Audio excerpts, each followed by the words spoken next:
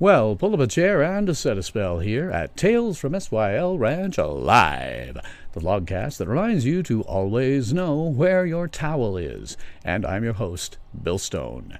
And today on Tales from SYL Ranch, we have the 60th anniversary review of the Quatermass experiment, in which I will attempt to take you back in time to the UK of the 1950s, so maybe you can appreciate this just a little bit more.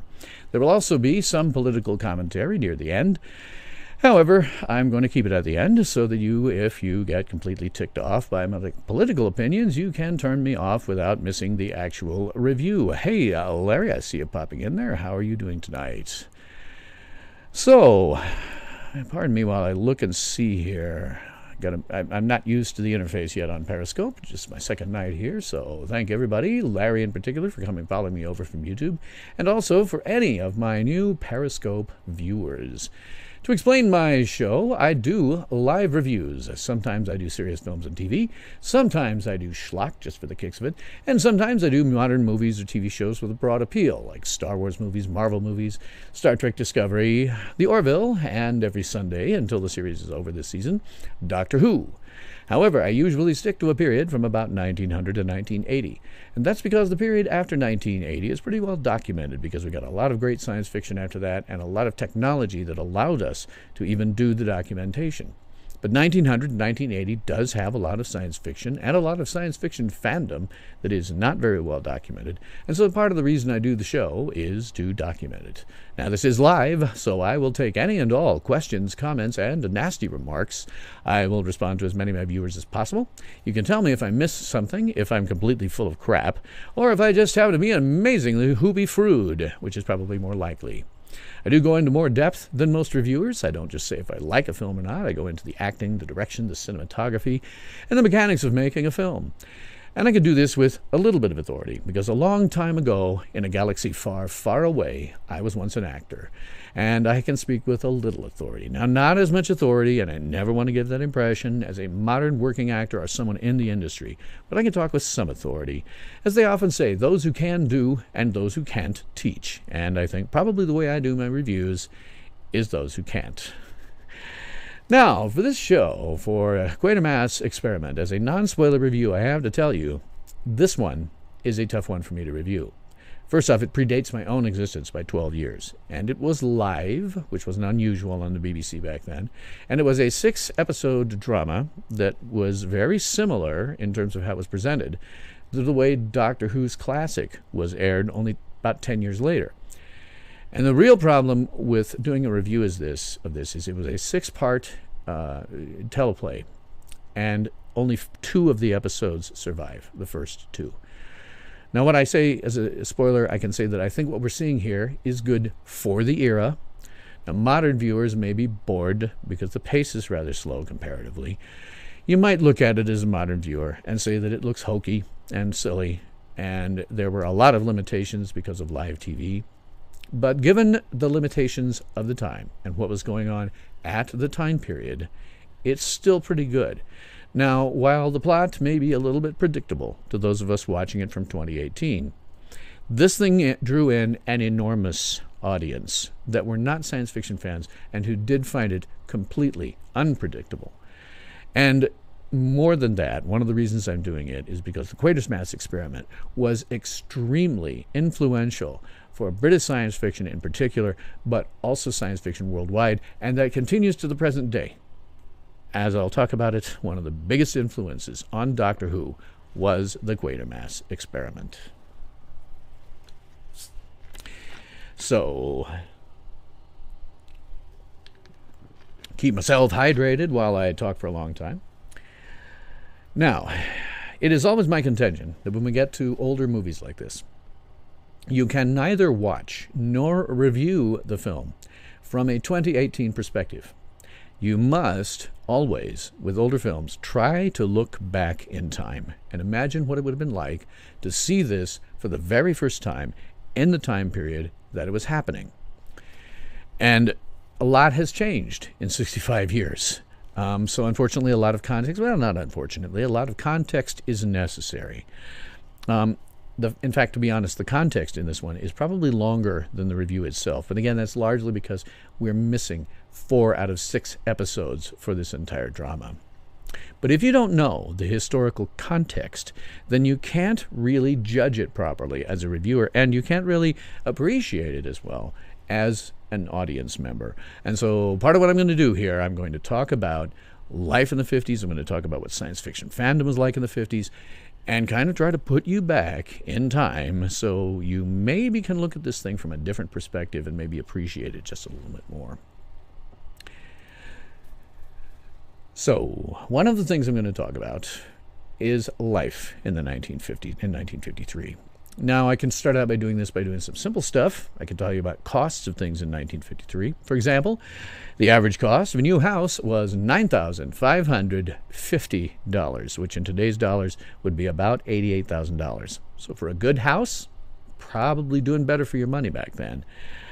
Larry says Quatermass might be the precursor to Doctor Who.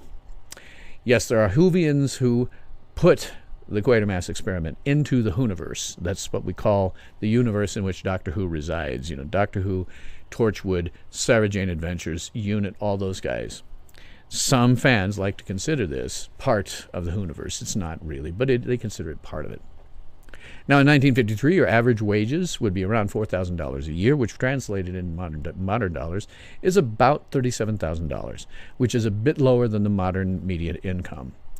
Now, a gallon of gas back then cost 20 cents. In 2018 dollars, that's $1.85. Clearly, you would be doing a hell of a lot better on gas costs back then. The cost of a new car was about $1,650, and translated into modern dollars, that's about $15,000. So you'd also be doing better on a new car back then. Average teacher's salary was about $2,500, which in today's dollars amounts to a little under $40,000. So it's a little under the median income today in the United States. A pound of round steak would cost you 90 cents, which in today's dollars is $8.31. Now, I have not had occasion to buy a pound of round steak, so I don't know how that stacks up. But the big one, because you have to remember we're at a period where we did not have a lot of our technology. We did not have computers. I often say, back then a computer filled a fracking warehouse. And you have more computing power in the palm of your hand, in your phone, than was available in a warehouse full of computer at that time. We had radio, and one of the cool things was the transistor had just been invented very recently, and they were bringing to market transistor radios. What that meant was your radio went from being a box this big to a box this big. The transistor was an extraordinary innovation and led to everything that we now see as computing. Transistor started that all. 1953, the first year of the Chevrolet Corvette. I hadn't caught that, but that is pretty cool. Chevy Corvette. Wow, that's cool. However, a television. We didn't have television. We didn't have radio. And television was becoming very popular. And at that time, it was all black and white. There were very, very few color programs. And a color television in 1953 would set you back $1,175. And when we translate that into modern dollars, that's almost $11,000 for a color TV. And that's because these things were brand new. They did not color. It didn't become standard on television until the mid-1960s and sometimes later. So not a lot of people bought them. The people that bought them tended to be pretty wealthy. And it trickled down, just like stuff always does in technology. It starts out big and expensive, and it becomes smaller, cheaper, and more efficient. And that's what happened. But back then, boy, if you wanted to buy a color television, you were looking at an $11,000 investment to have a color TV, which explains why most people had black and white. Some events that occurred in 1953, because some of them are important. They bleed through still to today. 1953, we started to see the growth of this buy now, pay later kind of mentality. Car manufacturers in particular were leading the way on that by allowing longer and longer and longer periods for you to pay off your car. And this mentality continues to the present day, in which virtually all purchases are made through some kind of credit. If you're lucky, you're doing it off of a debit card, but a lot of people just put stuff on credit, and a vast majority of people in this country are in constant debt because of it. And that attitude started in the 50s. That wasn't the attitude prior to then. The attitude prior to then was you had the money to buy it or you didn't. And now we were starting to see a credit-based economy. Unemployment in 1953 was about 2.9%. There was a general increase in the standard of living, quite a general increase. What you're seeing behind me, by the way, I always try to find stuff that's concurrent with the era. This would be about a 1950s era living room. And you can see we have a black and white TV. And the object over this shoulder with the lid flipped up is a phonograph record player. And not a really high quality one at that. Is a mono phonograph record player, and phonograph records were nothing like the CDs we have now, or MP3s, or streams, or anything like that. Nowhere near the kind of sound quality that you would expect today. The first color televisions, as I said, were starting to appear. Transistor radios were appearing. And this was the year that the first polio vaccine was developed, which is a big deal. We are starting to see some now weird polio-like thing coming on, particularly with younger children. Something to watch out for. We're not sure what it is. It doesn't seem to be polio, but it's very polio-like. Another big thing that happened this year, cigarette smoking was first reported as causing lung cancer. Prior to this, nobody thought twice about it. And nobody thought much about it for a long, long time after that. Films that were very popular in 1953 included Peter Pan, The Robe, From Here to Eternity, Shane, How to Marry a Millionaire, Gentlemen Prefer Blondes with Marilyn Monroe, and The War of the Worlds, the 1953 movie War of the Worlds, which is a great science fiction movie, one of the really great ones to come out of that period. Now, in terms of fashions, I do usually like to go and talk about fashions because some of it has changed rather dramatically. So, for example, men's fashions at the time. What you're seeing here is what your average man would be wearing out on the street. This is not unusual stuff. This is not Sunday go-to-meetings clothes. These are clothes that they would be wearing on the street every day. A suit, a tie, a hat, dress shoes, all of it. This is what an average man would be wearing. And there were some specialty things. If you're doing certain types of jobs, you might wear something different. But if you're just walking down the street, this is what you would see, men wearing these sorts of things. And even, to some extent, teenagers and children might wear something similar. Now, teenagers might be able to get away with not wearing the tie, and they did not wear the hat. The hat, at that time, was something of a coming of age. It was telling people you are now an adult. Children did not wear hats. Adult men wore hats. Now, I do always, to some extent, talk about undergarments because, particularly with women, it often matters. In this case, men's undergarments were probably the same: socks, boxers, T-shirts, but really that was about all they had to wear. And again, this is what you always saw. These things were what you always saw men wearing: is a suit, a tie, a hat, dress shoes, and just looking nice. That's what they all wore. Into the 60s, suit and tie. Yeah, absolutely. It did not go out of fashion until the hippies came along. Then there's women's fashions. And I got lucky enough. I got a nice color picture of numerous examples of women and wearing clothes at that time. Now you can see, obviously, blouses and skirts, dresses, very colorful. We see things from that period. We think of it all in black and white. No, it was not in black and white. Bright colors. And you have to remember here, notice that some of those skirts or dresses poof out at the bottom. Larry says, my dad wore black socks with garters. Yeah, that was one thing about socks. Today we have socks that are fitted in such a way that you put them on and they stay up all day. Back then, socks didn't stay up that way. You had to wear what were called little garter things on it, and you'll see that in a minute when it comes to the women. But men had it too for their socks. It had to be something that would strap around their legs, and then they would attach the socks to it with little clips, and it would hold the socks in place all day. Fortunately, we're past that period. We can get a pair of socks, put them on, and they're pretty much going to stay up all day long. Same thing with women and, like thigh-high stockings and stuff like that. But this was women's fashions. This was people who, and what they would wear, colorful things. They were generally blouses and skirts or dresses, and this was what they wore all the time. This was not Sunday go-to-meeting clothes.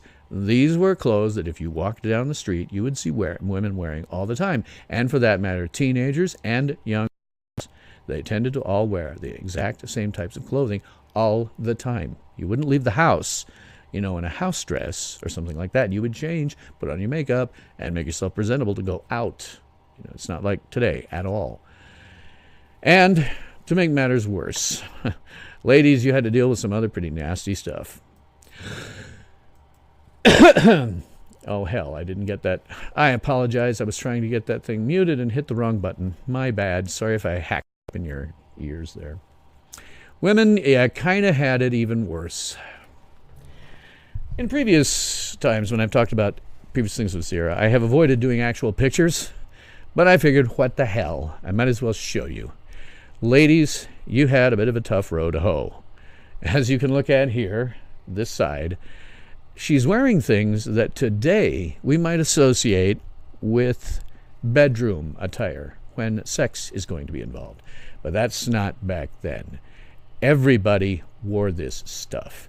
Everybody. Women wore a bullet bra, which is what you can see here. They didn't call it a bullet bra back then because it was just an off-the-shelf bra. And you can see she's wearing garter belt and stockings. And the reason for that is, well, pantyhose hadn't been invented yet. Neither had those things like thigh-high stockings where the elastic and stuff will stick to your leg and hold it up. Didn't exist. They had to have this if you wanted to have anything like stockings. You had to have a garter belt. And then underneath that, she's wearing somewhat larger panties, which is what would be consistent for a woman of that era. On the other side over here, I have a bullet bra slip, because these things would create a lot of lines on your body. And so to make sure the lines did not show, women would wear a full slip like you're seeing over here on it. And by the way, I happen to find that. That is a bullet bra slip. It is a slip that is designed for a woman wearing a bullet bra.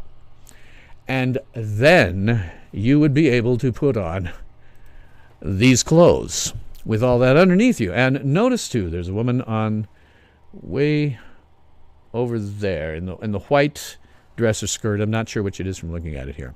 And you notice how that skirt poofs out at the bottom. Not all women's skirts did that, but some did in this time period. And to make that happen, you had to wear something like a petticoat underneath. That dress doesn't poof out by itself. You had to wear some stuff underneath it in order to make it poof out. Ladies, you had a tough row to hoe. If you think you got it bad today with your, your clothes and undergarments, it was way worse for most of human history. Wait till you get back in the 1910s and before, and you're into corsets, which they wore for centuries, and these really high heels. Oh God, just terrifying. I have a lot of sympathy for women who had to wear clothes like that back then. So, other things going on in the world in 1953, and some of it we see the ramifications of still today. It's worth knowing that we're seeing the ramifications of what was going on back then still today in politics, for example. So in July of 1953, an armistice was signed for the Korean War, ending the conflict.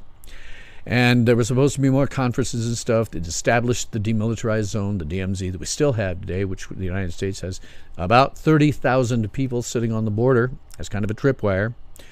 And that's still there today.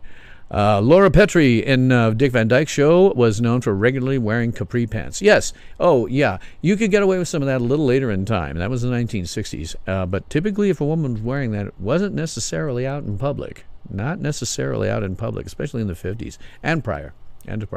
You might have pants and stuff at home, but most of the time, if you're going out, you got to wear one of those nasty dresses with everything underneath it. But in July of 1953, a ceasefire was declared between the combatants in the Korean War, which included the United States. It established the demilitarized zone, again, which we have something like 30,000 troops sitting against at all times and have ever since then.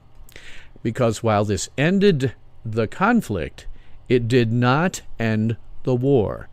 We are currently, and have been through my entire life, in a ceasefire with Korea. We are still technically at war with North Korea. Still technically at war. That war never ended. Today we are at war with them. We just are enjoying a very long 70 or so year ceasefire, but we're still at war with them. 1953 also saw General Dwight D. Eisenhower inaugurated as president. Eisenhower had been an extraordinarily key feature in World War II on the Allied side and was made elected president in this year. Communism was starting to become a very large concern. The FBI had rounded up a number of communist leaders who were threatening to overthrow the federal government. There was also a very bad tornado that year. There was an F5 tornado. F5 is just about as bad as you can get. I'm not sure there is anything above F5. And it hit in Waco, Texas, leaving about 114 people dead and 597 injured. And the tornado was one of the impetuses, there were several, for the creation of a nationwide severe weather warning system that we still have today. Playboy magazine issued its first issue in 1953 with Marilyn Monroe as its first cover girl and nude centerfold. Then there were the other countries. There was the USSR, of course. The United States and USSR were involved in the Cold War. USSR that year tested a hydrogen bomb that was smaller and more portable than a version that the United States had tested the year before. And this helped to increase the tensions between the USSR and the US during this Cold War. And it also escalated the arms race between them that pretty much continued uninterrupted until the fall of the Soviet Union and then was picked up again. We are seeing remnants of that today. One good thing that did happen in the USSR in 1953, Joseph Stalin, the leader of the Soviet Union, finally died at the age of 74. Now, Stalin had been in power since 1924 when Vladimir Lenin died. And Stalin was known as a dictator. He had a totalitarian takeover of all of Soviet life, every aspect of it. And he reigned as a complete dictator in the communist country, as frankly all communist leaders always do. He routinely purged his government, and by purge I mean killed them, and aggressively penalized his opponents. This is where we got gulags. There were gulags, places up in Siberia, which was hideously cold, and you couldn't grow anything, and it was just a miserable place to live. And if he didn't just kill you outright, he would send you to a gulag up there in Siberia. And he did this to just about anybody he thought was an enemy or could be perceived as an enemy, whether they were in the government or part of the general population. Yes, Larry, Stalin killed more people than anyone. Yeah, I'm about to get into that, because he's praised for helping defeat the Nazis in World War II, but he was also responsible for somewhere between 5 to 25 million of his own people's death, either through his direct involvement or as a result of his political and economic policies. Because you have to remember, communism and socialism always fail, and they kill millions of people in the process. In the last century alone, it killed over 100 million people. And if you want to look at how it's doing now, take a look at Venezuela, a once prosperous country that went socialist and is now in total decline, and its citizens can oftentimes barely find anything to eat. Stalin made Hitler look like a piker, and that's often overlooked in history books, particularly today.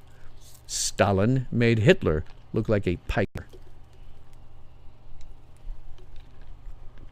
After Stalin's death, Nikita Khruschev became leader of the USSR, a guy who would go on to be leader of the USSR for quite some time.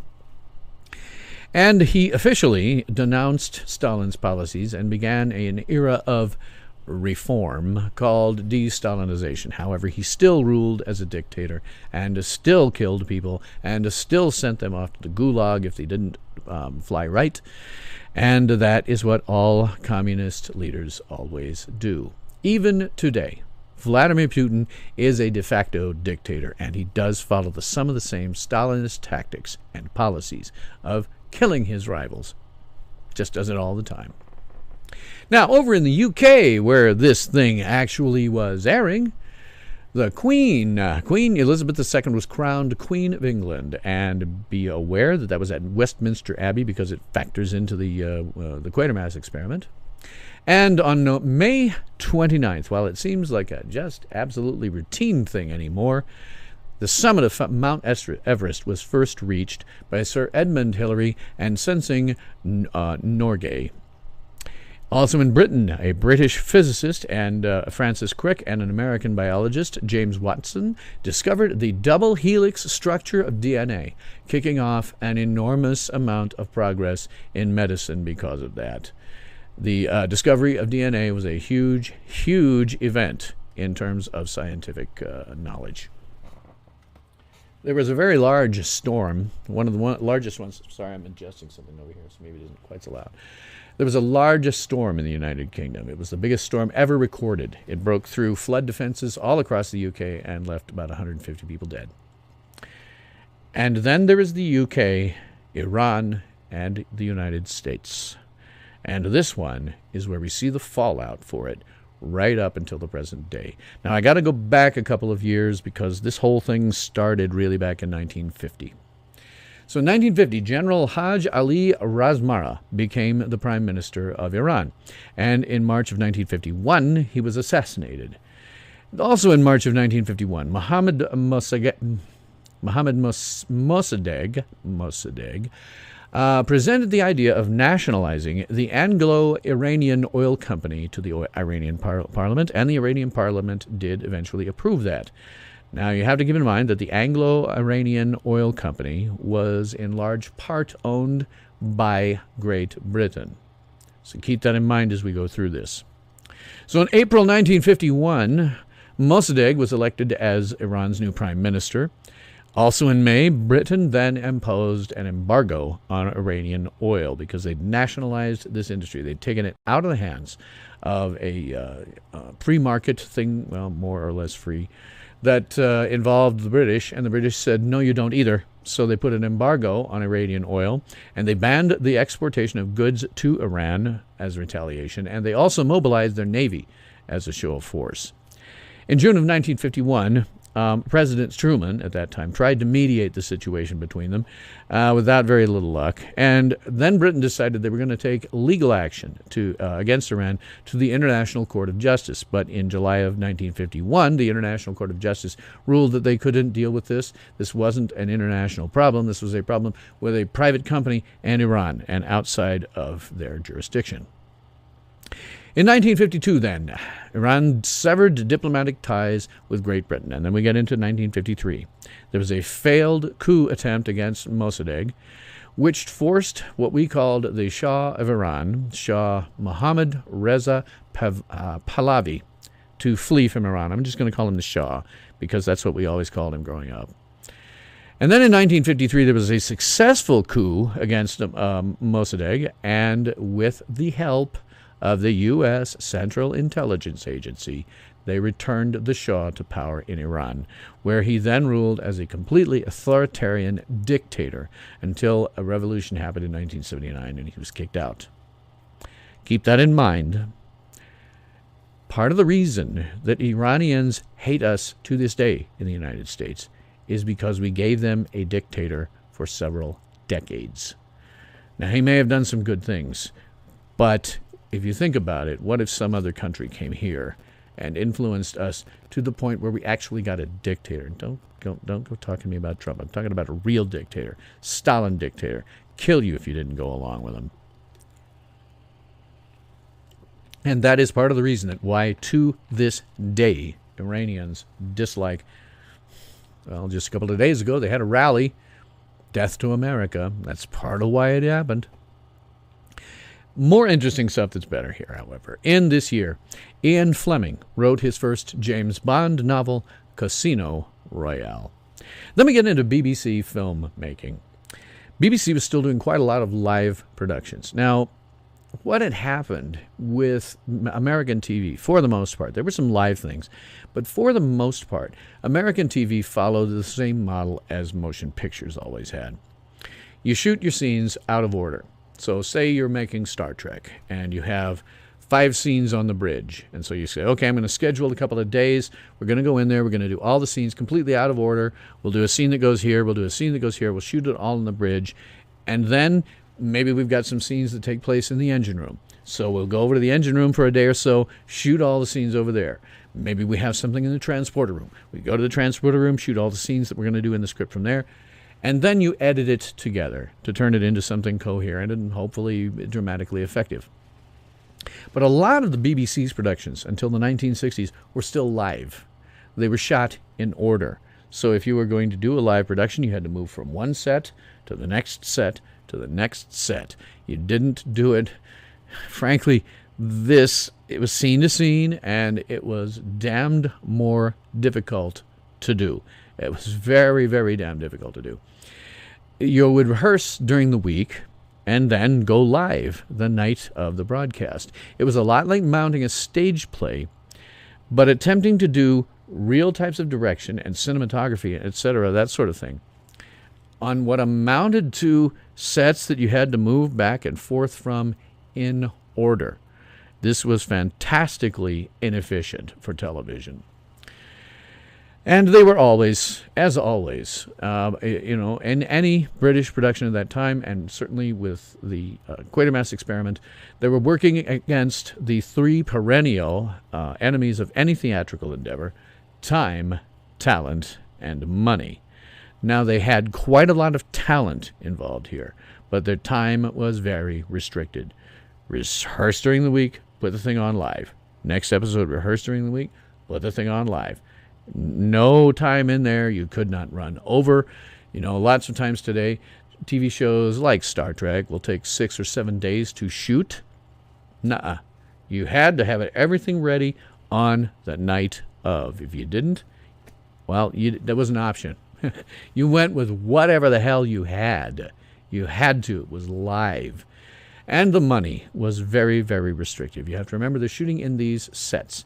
And sometimes the sound stages were not that big. And so you had to make do with a lot of limitations in your money.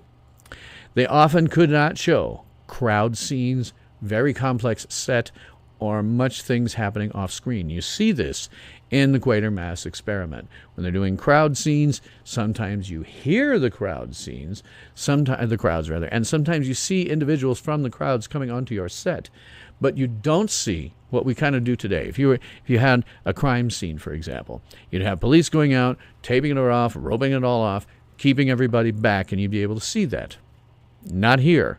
The people were off the screen, with occasionally one or two of them wandering in that the cops would say, "Hey, moron, get back." So this was really difficult. And even after the BBC stopped doing live productions, they still shot things as though they were live, one scene to the next, just fantastically ineffective. And they didn't even allow the directors to make very many cuts. You would move from one scene to the next to the next. If you had an actor that flubbed his lines, if it wasn't too bad, you just kept going. And there was no overdubbing afterwards. It was just you kept going and powered your way through. You could only get, I don't remember, maybe 2 or 3 cuts. And then you were in trouble with BBC. Maybe it was a question of them not having the editing way to do it. I don't know. But they kept doing that for quite a long time. And if you want to see this in action, I suggest you watch the BBC production An Adventure in Space and Time. This is a docudrama that chronicles Doctor Who from its earliest beginnings all the way up through the end of the First Doctor's era, that First Doctor, until Patrick Troughton took on the role. And it's a great one from that perspective, because you can see how the director's doing things, how he's operating under severe limitations, how he isn't allowed to cut if the actors screw their lines up. You can't cut too much. You just have to power through it and forget about it. If somebody screws up backstage with some door, which happens in that thing, you just power through it and hope for the best. Try to get your cameras in a position where you don't see wherever the frackup is going on. An Adventure in Space and Time is a really, really good docudrama for watching that stuff. It's great. Okay, so Quatermass Experiment in particular. Quatermass Experiment was transmitted live weekly on Saturday nights from 18th of July to 22nd of August in 1953. And unfortunately, only the first 2 episodes survive. It occasionally, once in a while, a couple of episodes ran over its time slot. Again, you're dealing with something where it's all live. the best thing that could happen is, you're watching the clock all the time as a director or a producer. You're watching this clock and going, oh, God, I'm getting close to running over. And the director is, trying to tell the stage manager backstage, hey, tell the actors they need to go faster. We don't want to run too much over. But the fact that they did run over, and it was not unusual, terrifyingly unusual to do, is part of the reason that we have, you see odd airing times in Great Britain. Doctor Who, for example, I think airs, I've forgotten the exact time, but it's 55 minutes. It doesn't air immediately on the hour or the half hour like we're used to in the United States because, again, they were editing for that time period. Well, over there it was live, so they could run over. So I think British viewers kind of got used to that. And that's why you see sometimes these oddball time starts, because that was what they were used to at that time period, and they just got used to it, and it became a convention. So one thing the BBC did was they had wanted to record each episode on film rather than videotape, which was a pretty new process because it would allow for preservation of these live television broadcasts, which they were not preserving. But the first two episodes, for various reasons, are poor quality, and they were recorded before the idea was abandoned for using these first two episodes, but the other ones were not. And that is part of the reason that this does not survive. One of the interesting things, too, if you watch, when they were recording the second episode, an insect lands on the screen being filmed and can be seen on the image for several minutes. Again, this was all live. So if something went wrong, you just barreled through it and hoped for the best. Now, this is very unlikely that we will ever recover the other 4 episodes in this serial, which is too bad. I think it would be very interesting to see the whole thing. I'd very much like to see the end. I'd like to see how that, plays. But we'll never probably find them. Doctor Who episodes, we're lucky. Doctor Who was distributed so far and so wide. See, what the BBC did was in the 1970s, they purged some of their old archives. They looked back and they said, we got some stuff that nobody's ever going to want to watch again. We're never going to broadcast it again. Let's get rid of it to make space for new stuff. This destroyed a bunch of different Doctor Who episodes or fragments of Doctor Who episodes. But because that was distributed so far and wide in the world, we continually see Doctor Who episodes that were lost popping up from time to time. Somebody off in some place like, any English-speaking country where they've had one of these that they ran locally, and then they threw it into their own archives, and now somebody's going back and going, whoa, I just found a previously lost Doctor Who episode. That happens from time to time. It probably will continue to happen for some time. Filming a TV screen was a way to save shows. Yeah, if you were going to do that, sometimes that happened. But in this case, those 4 episodes are probably just lost forever. They'll never be found, unlike Doctor Who. They are, however, the 2 existing episodes we have, they are the oldest examples of a multi-episodic British TV production, and some of the earliest examples of British television drama at all, with only a few other things surviving, usually one-off plays, not serials like this was. Excuse me. Got my chair sliding down there. It was starting to make me uncomfortable. They did think about maybe taking these 2 episodes because they knew it was lost and kind of doing this and then another omnibus portion of it, just remounting it so they could, get something in, and it never went anywhere. But in 1963, one of these existing episodes was selected as a representative early British programming for the the Festival of World Television at the National Film Theatre in London. So it does have a place in history that way. Larry says, Australia seems to have a lot of lost films and episodes of many things. Yeah, a lot of those Doctor Who ones we get from Australia. Australian stations, local stations that aired them and then just put them off in an archive. They didn't think they were ever going to use them again. And now they're looking back and going, whoa, hang on a second. We have episode 3 of 10th Planet or something like that was previously lost, and now we have them. But this one, we're never likely to have any of them. It just wasn't distributed far enough and wide enough so that somebody might come up with one, 65 years later. Now, the Quatermass experiment has a legacy. It had 2 sequels, Quatermass 2 and Quatermass and the Pit. And in fact, the reason that I'm reviewing this is because I want to get through these 3 adventures till we get up to Quatermass and the Pit, because it is having its own 60th anniversary here. And it has a special place in my heart. For a moment, I'll talk about it in a second. So there were nominal sequels after that, after Quatermass and the Pit. The Quatermass Memoirs, all the way up in 1979, which was a radio program. And then they made a movie called Quatermass in 1979, again, a nominal sequel. I haven't seen that one. In 2005, they did a flat-out remake of it, a much more traditional, shoot it like, all the sets here, all the sets there, edit it together, not live. Now, Hammer Films, who had started being a thing by then and would be bigger towards the end of that decade with their films about Frankenstein and Dracula and some of those characters. They adapted all 3 of those, Quatermass, Quatermass 2, Quatermass and the Pit, into their own individual movies.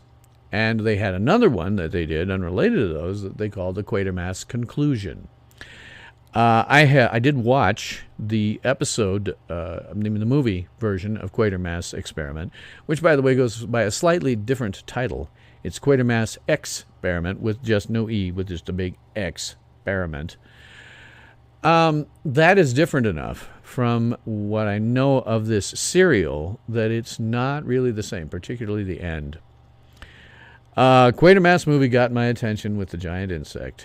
Yeah, me too. That's part of why I'm interested in this whole thing. When Hammer did Quatermass and the Pit in color, I saw that thing as a small child late at night, and like Larry, those big giant insects got my attention and scared the frack out of me. I don't know how old I was, maybe 5 or so, but it left an impression that still sticks with me today, and that's part of why I'm doing these Quatermass reviews. So that was Quatermass with respect to British drama of the time, taking into account all of the things that I've told you about life at that time period. Again, we're kind of trying to put ourselves back in time. You can't look at this from a 2018 perspective. You must look at it from a 1953 perspective. So as much as we can, we're trying to push ourselves back in time so that we can look and see what this would have looked like if we were watching it for the first time on television in 1953. Now, I do want to talk not just about life in that time period, but also science fiction fandom, because that's a big thing. And Larry, you may recognize this. I'm doing some of the same material in a little different way that I've done on YouTube, but that's because YouTube killed so many of my videos, and I'd like to have this out there. So, science fiction fandom of the time. Public interest was going up towards a peak for science fiction.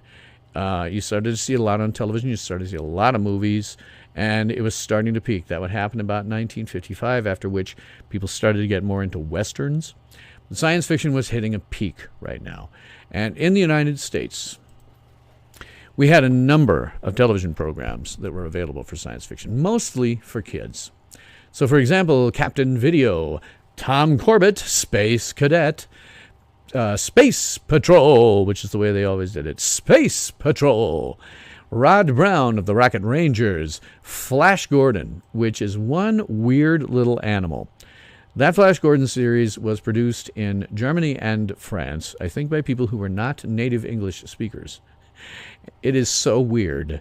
Go search on YouTube for like 1950s Flash Gordon. There's a lot of episodes out there. It's a very strange animal.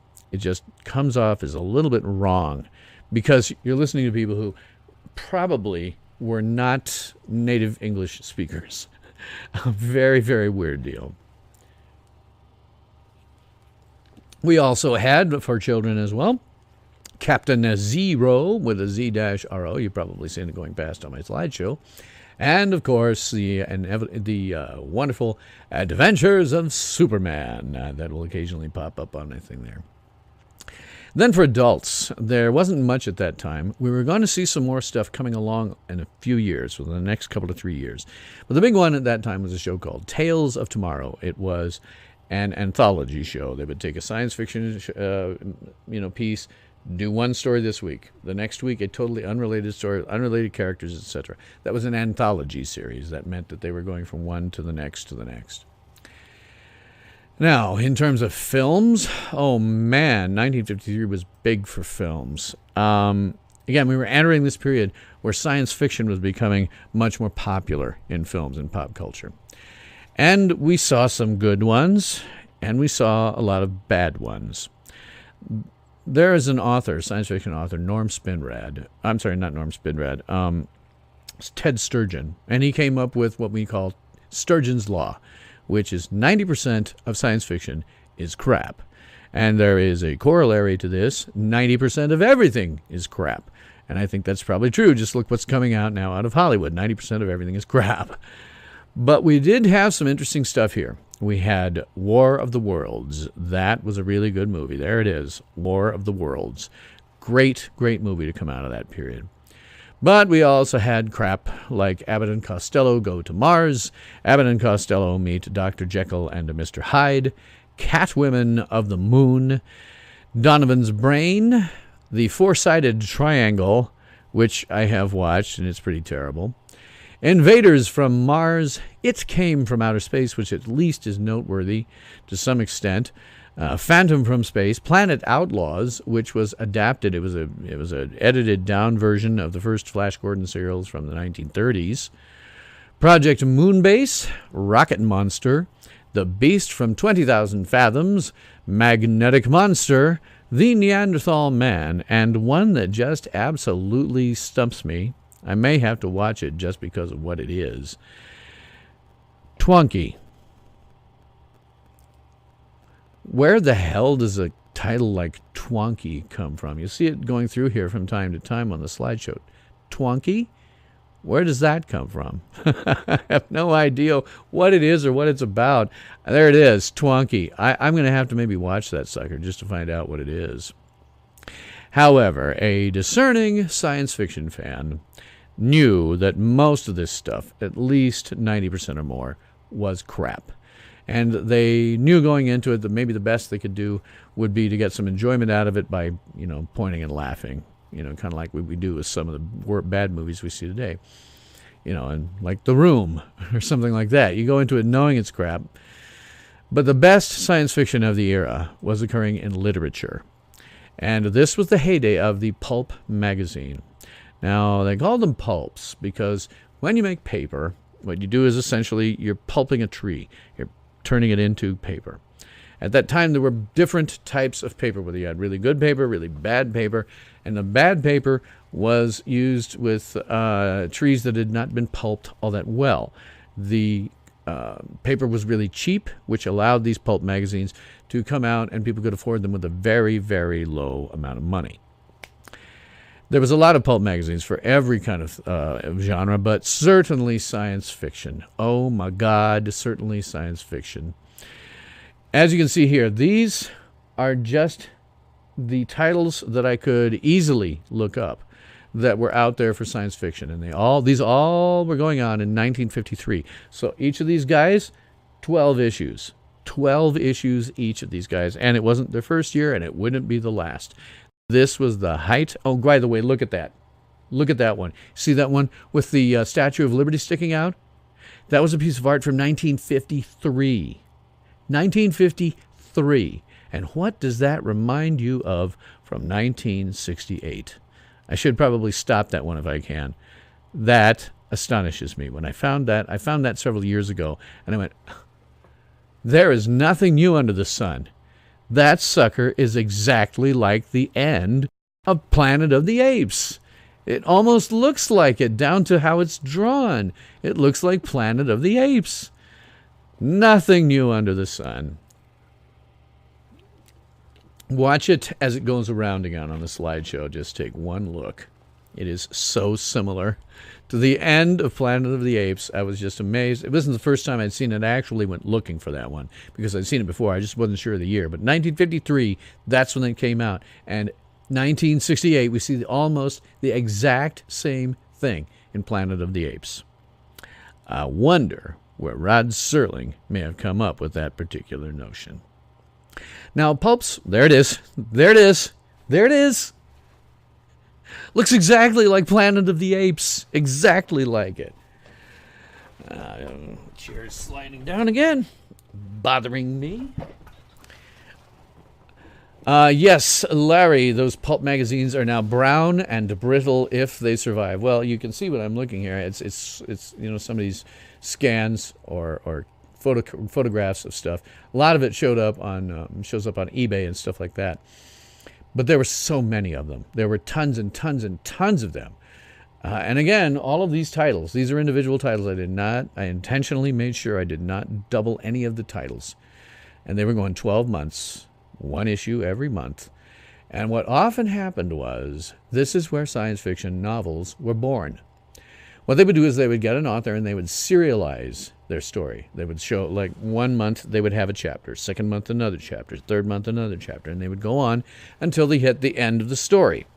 And if it sold well in the pulps, then the author could take that, turn it into a real novel, maybe do a little bit of editing just to make it make sense, there it is again, maybe turn it into a novel, and then sell it to a publisher to be published.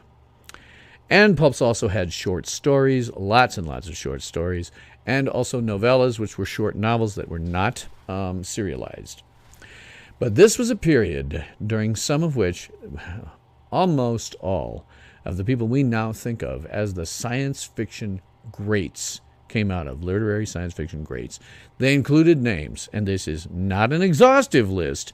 It is a long list, but not an exhaustive list of all those authors who came out during that time period. People we still consider giants today, like Robert Heinlein, Isaac Asimov, Arthur C. Clarke, Jerry Pournelle, Frederick Pohl, Paul Anderson, Ted Sturgeon, Jerry Soule, Ray Bradbury, H. Beam Piper, Harry Harrison, L. Sprague de Camp, Robert Silverberg, Jerome Bixby, A.E. Van Vogt, and Lee Brackett, by the way, whose name is on as one of the writers for The Empire Strikes Back, and then also L. Ron Hubbard. Okay, he's probably not one of the greats in terms of science fiction, although he has written a bunch of novels and a bunch of stories. I've read a few. They're pretty mediocre. But when you know that L. Ron Hubbard was originally a science fiction author, kind of makes sense that his religion sounds a lot like science fiction. Now, even Harlan Ellison in the late period of the pulps was writing for them, and this is where his pseudonym comes from. Harlan Ellison was big on nobody touching his words. If an editor thought it needed to be rewritten some way, Ellison did it. Later, when he got into TV, if he was writing for something and he wanted his words, and some producer said, no, you got to change this, you got to change that, Ellison would do it. If somebody else did it, and if they messed with it enough that he felt that it was no longer the vision that he was trying to get, he would put his pen name on it as a signal to science fiction fans everywhere that this thing sucks. As far as he's concerned, I'm washing my hands of this by putting my pseudonym on. And his pseudonym was Cordwainer Bird. So if you ever see Cordwainer Bird, that's him saying, not my fault, washing my hands of this whole thing. And he almost put it on Star Trek story, which is arguably, I say that this episode is the one that in future, 200 years hence, when they're looking back and doing film history courses, Harlan Ellison's episode would be the one, if no other, the one that will be shown. And if you don't do anything else in terms of ever watching original series Star Trek, watch this. It is called The City on the Edge of Forever. And it's a little bit more approachable to modern fans because it doesn't have very much going on the ship. So you don't have to worry about what now looks like kind of hokey special effects and all that. Because at the time, they were state-of-the-art. But there isn't much of the Enterprise. There isn't much of anything. It's a period piece that takes place in the 1930s. A very brilliant episode, no matter who rewrote it.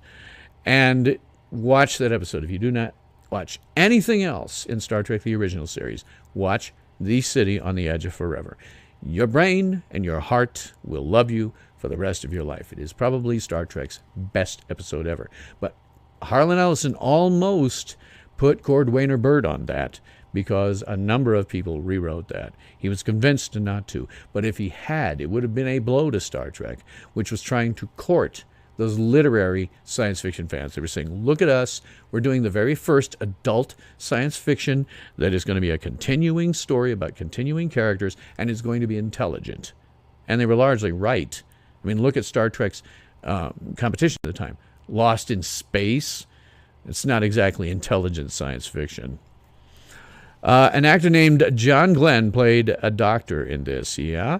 1930s on the backlot. Yes, absolutely. That's what they did. They did a 1930s piece on the studio backlot, and it is a brilliant episode. If you watch nothing else of Star Trek, the original series, watch The City on the Edge of Forever. Your brain and your heart will love you for the rest of your life. You will. I guarantee you will get invested in this story, and by the end, you will get the feels. I still get the feels. I have watched this thing now for 53 years, and I still get the feels on that one. And that list that I gave you is only a short number. All these magazines had to be filled. 30, 50 pages had to be filled with stories. Some of the greats that we're talking about here, Isaac Asimov, for example, he went under the pen name Paul French for a while when he was writing what were called juveniles. That is, stories and novels intended for juveniles. Maybe not. Usually his stories were pretty damned good, but they were not aimed necessarily at adults, but juveniles. So they're bringing more adult science fiction into a period where juveniles could be reading them. And he used Paul French for that. And other authors would do the same thing. If they were doing a story that didn't make it into one of the big pulps, Astounding Stories, stuff like that, those were the big ones that everybody really had a lot of respect for. If he wasn't putting it in there, they might go to a pseudonym and use it on some other lesser-known magazine. So, yes, Twilight Zone had, as Larry says, the first adult science fiction stories on TV. The thing about Star Trek was it was the first time we had a continuing characters. Twilight Zone was brilliant, don't get me wrong, but it was an anthology show. It was, okay, we're doing an unconnected story this week. Next week we do a different unconnected story, etc. It was a brilliant show, and it was very adult-oriented. But Star Trek was different in as much as we're talking about the same characters week to week to week. So, now, in terms of the fans, because the fans were still active, it was not like today where we have the internet, but we had our own stuff to do, and this continued. This was all the way from the 1920s, mid-1920s, all the way up until basically when we started to get computers in the 1980s and 1990s. And the biggest thing that we had were fanzines. These were very interesting animals. They started out all the way back in the 1920s and continued uninterrupted all the way into the 1980s, late 1980s. And what you would do is much like what we see today. Fans doing their own artwork, fans doing their own stories, fans reviewing things that had come out, movies and TV shows, reviewing them. Now, you didn't have websites to put that on, and you didn't have anywhere to put your fanfic, which they did a lot. So what we would do, I was involved in this on the tail end of it, what we would do is take our stuff. If you wrote something that you thought was any good, it didn't even necessarily have to be any good. Look at this one, the Kelvin Outpost, right? Watch that as it comes around again. That's not circa 1950s. That's circa mid-70s, early 80s. And that was a fanzine put out by Starbase Andromeda, which still exists. It is Lincoln, Nebraska, where I live. Its longest-running Star Trek and science fiction fan club. Still exists. People still meet there. And the Kelvin Outpost was our fanzine. I think there was 3 issues, maybe 4 that ever got printed. But what you did was, real quick on my chat, most of the rockets in 1950 sci-fi looked like the German V-2 rockets. Yeah, well, you always have to place this against the context of the time. When they were thinking about spacecraft, they were thinking about rockets. And they did tend to look like V-2 rockets, because that's the sort of tech you were working off of in 1953. Like right there. So what we would do is you would come up with a story or make some artwork, and you would get them together, put them all together in a sort of magazine style, and then bind them typically with staples. And then you would usually sell them to people in your local fan club, because there were fan clubs all over the place. Or if you were really lucky, somebody in a fan club might know somebody who would be interested in buying them, and then you would sell them off to those guys. And if you were really, really lucky, you would go to a convention. Science fiction conventions predate Star Trek conventions and any other sub-conventions that's associated with a single TV series. And they still do today. There are flat-out science fiction conventions that have been around forever. Worldcon, for example, has been around forever. And so you might go to a convention, and then you might be able to sell these to other people at conventions, or you might just swap them. The thing about fanzines was you didn't necessarily make any money from them. What you really hoped was you were going to make enough money to cover the cost of making the thing in the first place. But you didn't necessarily make a ton of money. One of the more interesting things, however, is sometimes this work was really, really good. It's Sturgeon's Law, always held. 90% of it was crap. But some of the stuff that was really good was really, really good. And some of those writers, they would be honing their craft inside these fanzines to the point where they said, hey, maybe I can try selling some of these to the pulps. And sometimes they did. And they would cross over as out of the amateur range into the professional writer range. And in point of fact, one of the oldest science fiction fan clubs in existence, the New York Futurians, had an enormous impact on science fiction for decades. A lot of the people who started out there went on to become writers and editors that are part of that list that I rattled off. They came out of the New York Futurians, and they had an enormous impact on science fiction for decades to come. So the other thing about these was sometimes you had newsletters. You can see one that passes through here from time to time. I'll glance over and see if maybe it's going to show up in the slideshow. Didn't David Gerald have stories in fanzines? I'm not sure. His first professional sale obviously was Trouble with Tribbles. There it is. That's the Science Fiction Times was a newsletter. It's part of a fanzine that they did. And there's the Kelvin Outpost, ours. If he had stories in fanzines, I don't know about it. He may well have. He was, intending to become a writer. So he may well have. But again, a lot of those guys honed their craft in a place like a fanzine, not necessarily seeing a very broad, market for it, but they were honing their craft to the point where they could then become and move into the professional arena. So the biggest thing about this was we did not have no computers. Computer was the size of a warehouse, and it had less computing power than what you have in your pocket. You have more computing power today in your pocket, in your cell phone, in your smartphone, than it took to put man on the moon. So we didn't have computers, we didn't have printers, we didn't have Xerox machines. So how do we make these things? Well, we made them with mimeograph machines, often called ditto machines, because that was the major manufacturer in the United States. We called them ditto machines. I'm going to have to do something about this thing. Maybe I'll have to see if I can fix it or get another chair. Anyway, we had ditto machines, and that's how we made these things. Now, ditto machines are nasty, weird little animals. What you had to do with the ditto machine was you would take a special kind of paper and to put it in your typewriter. And the typewriter was usually manual typewriters. Adding machines, yes, we had adding machines, devices that I can't even describe them. They're not computerized at all. They are mechanical, and I can't even describe it. Advanced mathematics was done with slide rules. I won't go into that either. Be glad you didn't live through that period. But if you were doing any level of advanced mathematics, you were using a slide rule to get your calculations. But ditto machines. Oh, these little monsters. I had to live through the tail end of the ditto machine era.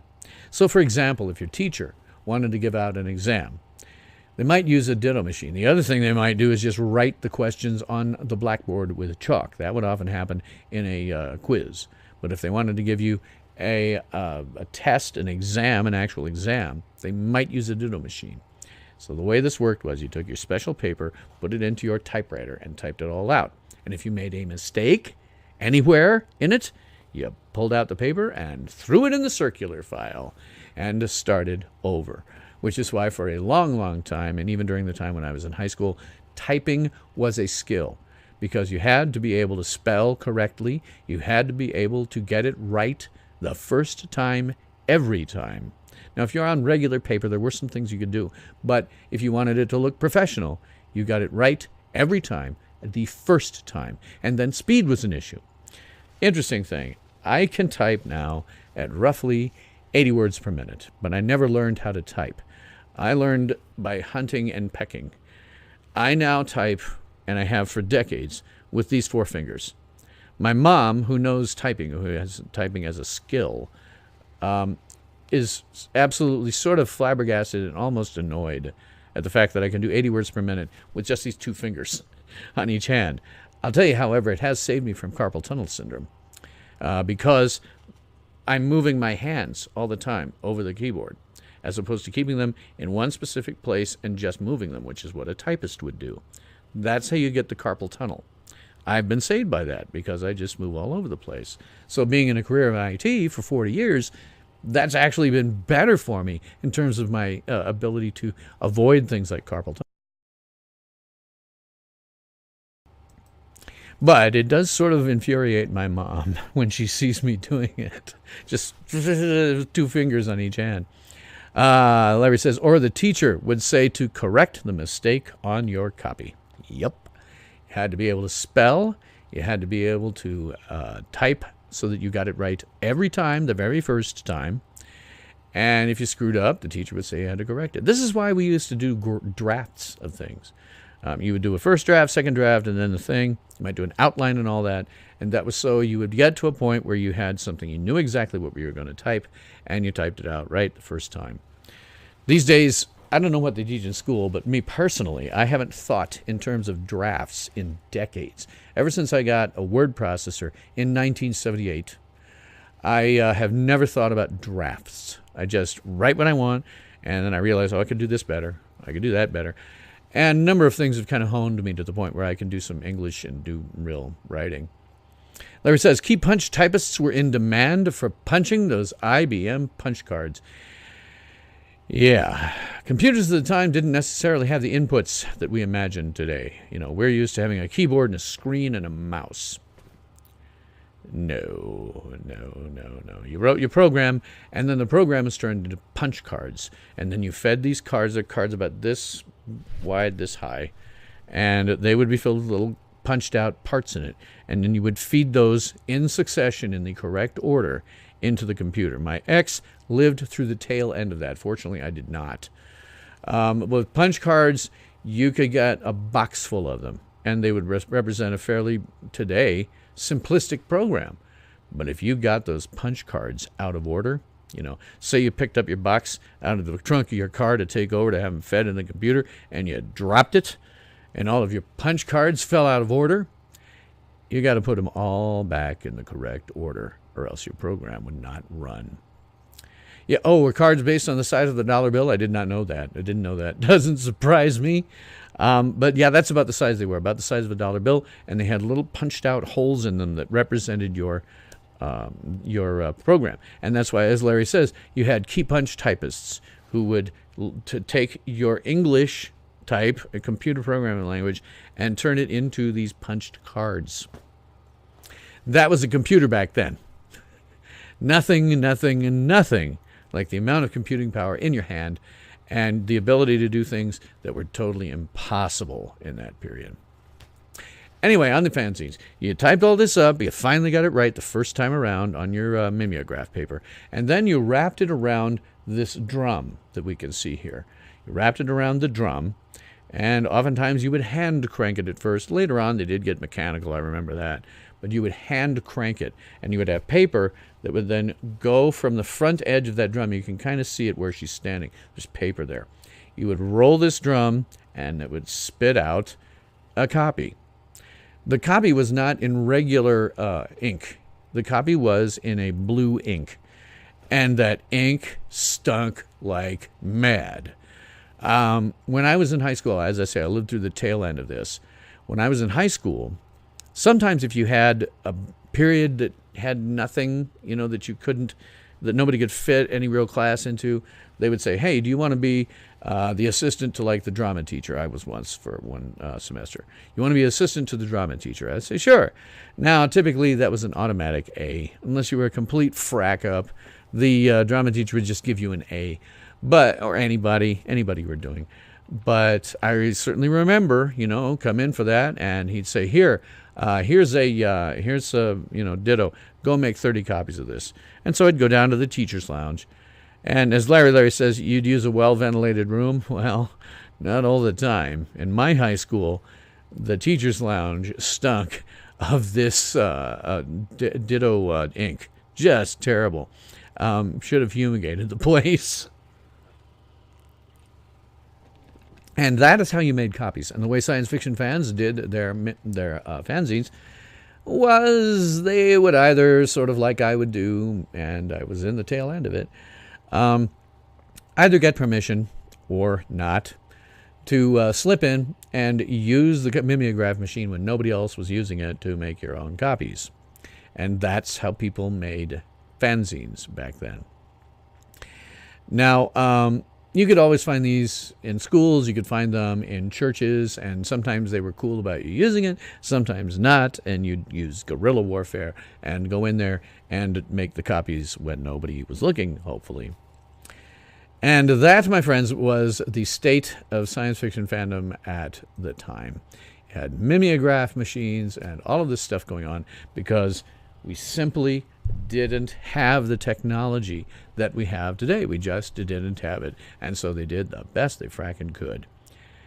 So that is the life of the era. That is the fandom of the era. That's taken me 1 hour and 12 minutes to go through just to tell you this is how life was back then. If you were a fan, if you were somebody who was watching science fiction on television at that time, that was the world for you. You have to remember, this is totally different world in many ways, a completely different world than we see today.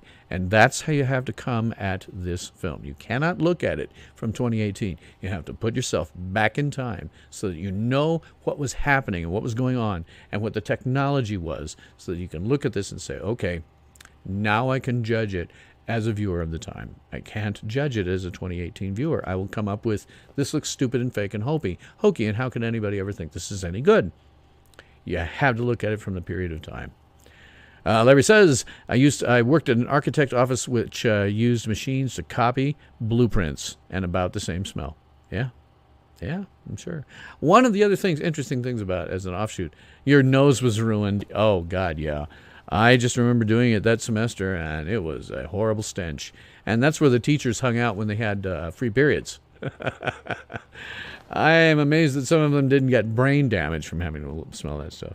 The other interesting thing about that was it led to some interesting stuff in fandom. Now, in fandom today, we always have our jokes. We always have our memes and things like that. They didn't have memes back then, but they had jokes, lots of jokes about this, that, or the other thing. Sometime in the 1920s or 1930s, the New York Futurians, a couple of them, came up with this joke. I have no idea what the joke was or where it came from, but it does stick with science fiction to some extent today. They came up with a god of science fiction who was called Ghu, G-H-U. Now, this was not a real god. Nobody ever thought this. This was a joke, but it stuck. And part of the reason it stuck is because of this ink used by these ditto machines. It was purple. And when you were making copies, you would often get your fingers purple. And so they came up with this god, Ghu, and over time they said, hey, Ghu's holy colors must be purple because of this ink. So sometimes, not very frequently, but occasionally, you will hear me say something like, what the Ghu is that? Or by Ghu's holy fingers, or by Ghu's holy purple robes, as sort of an oath, an infection. Simply because I don't like swearing if I can avoid it. If I'm going to swear, if I'm going to use the 7 deadly words that George Carlin said you cannot use on television, which, by the way, are shit, piss, fuck, cunt, cocksucker, motherfucker, and tits. Those are the deadly 7. Those are the ones that'll warp your mind, twist your soul, and keep America from winning the war. Shit, piss, fuck, cunt, cocksucker, motherfucker, and tits.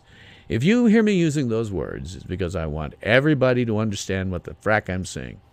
Otherwise, I tend to use science fictional words. And so occasionally, very occasionally, I will swear by goo.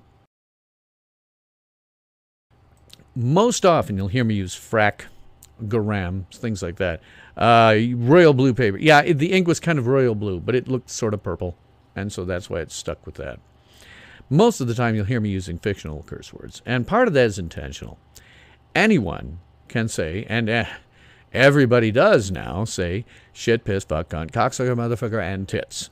Anybody can say that. It requires absolutely no creativity to say the 7 deadly words. It takes creativity to curse interestingly. And I'm enough of an intellectual purist that I like to be able to say, hey, I can do it with a little more creativity. So you'll hear me use words that are fictional science fiction words for curse words.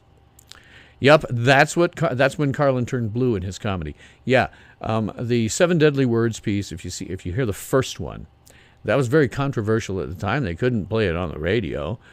Few places did, and risked getting in trouble with the FCC for the language. But yeah, he goes over several times. Shit, piss, fuck, cunt, cocksucker, motherfucker, and tits.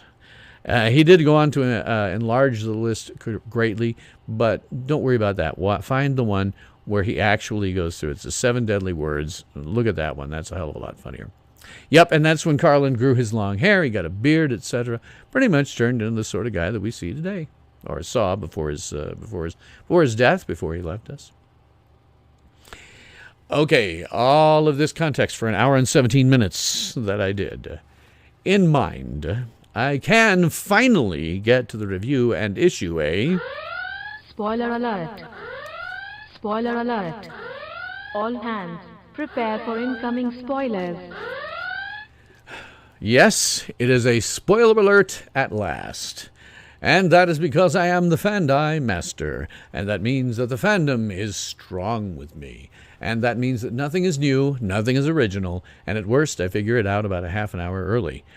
This is not a boast or a brag, sadly. This is where you find yourself after having watched, read, and listened to more than 100 years worth of science fiction. You simply can't see the new stuff for the entire century that came before, and it does sometimes inhibit your ability to enjoy things. And by the way, I'm going to be doing my first centennial review in January on my birthday, just for kicks. I'm going to be doing a 100th anniversary of a film that's coming up.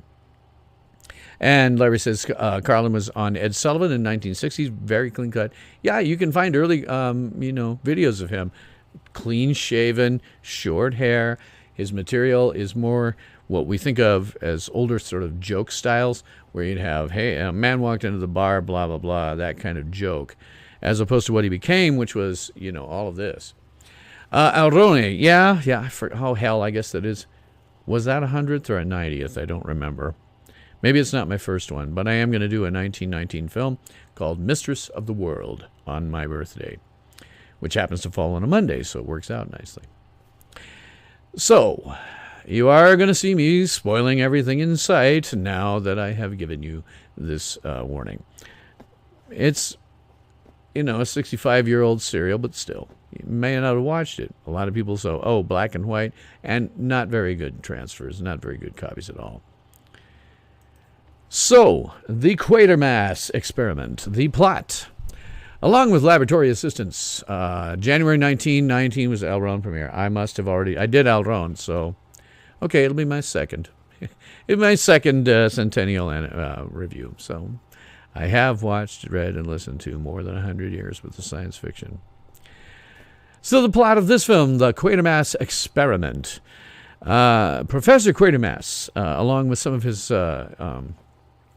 assistants, are anxiously awaiting the return to Earth of his new rocket ship and its crew, who have traveled into space as the first humans to travel into space. Now, this was 1953, not long after the very first satellites were put up by first Russia and then the United States. No man had ever gone into space at that time.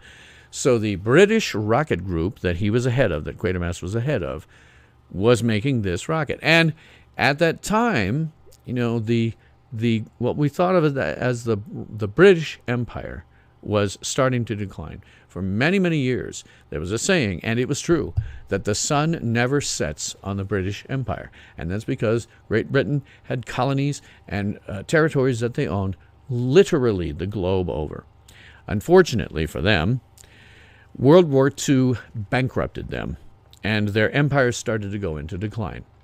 But the notion that a British group might well do something like this was certainly in people's mind. It was like Britain can do anything. We are the supreme superpower on the planet, which they were for quite some time.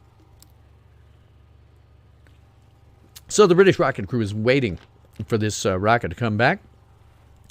But at first, the rocket appears to be lost because it overshot its planned trajectory and orbit, which should have sent it flying off into space. But eventually it's detected by their radar, and they return it to Earth by remote control, and it crashes in Wimbledon, London. So in London was where it crashed. Larry says, BBC, British Sci-Fi had private-run rockets while the U.S. had government ones. Yeah, absolutely. It wasn't until Quatermass and the Pit that the government started getting involved. Military started getting involved with Quatermass's experiments and his stuff he was doing. But when, finally, Quatermass and his people reached the crash, they succeed in opening the rockets, but they discover only one of the three crewmen, Victor Carun, remains inside. And they investigate, and it's very weird because the spacesuits they were in had to damn near be buttoned up completely from the outside and should not have been able to be taken off. They've got the spacesuits there, but no guys.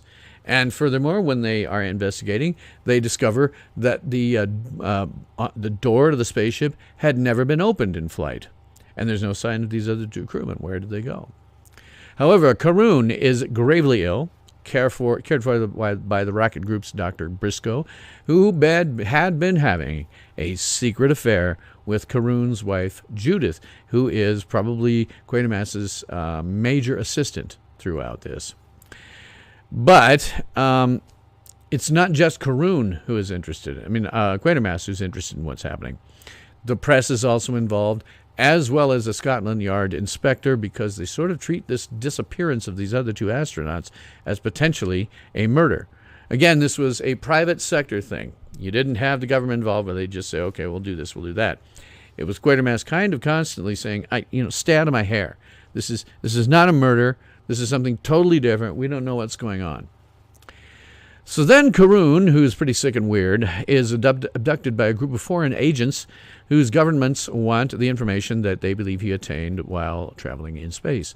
But something is seriously wrong with the guy at this point. He seems to have completely absorbed the consciousness of the other two crew members and is now slowly mutating into a plant-like organism. Dr. Briscoe, played by John Glenn, ironically. Yeah, not that John Glenn, but a John Glenn, yeah.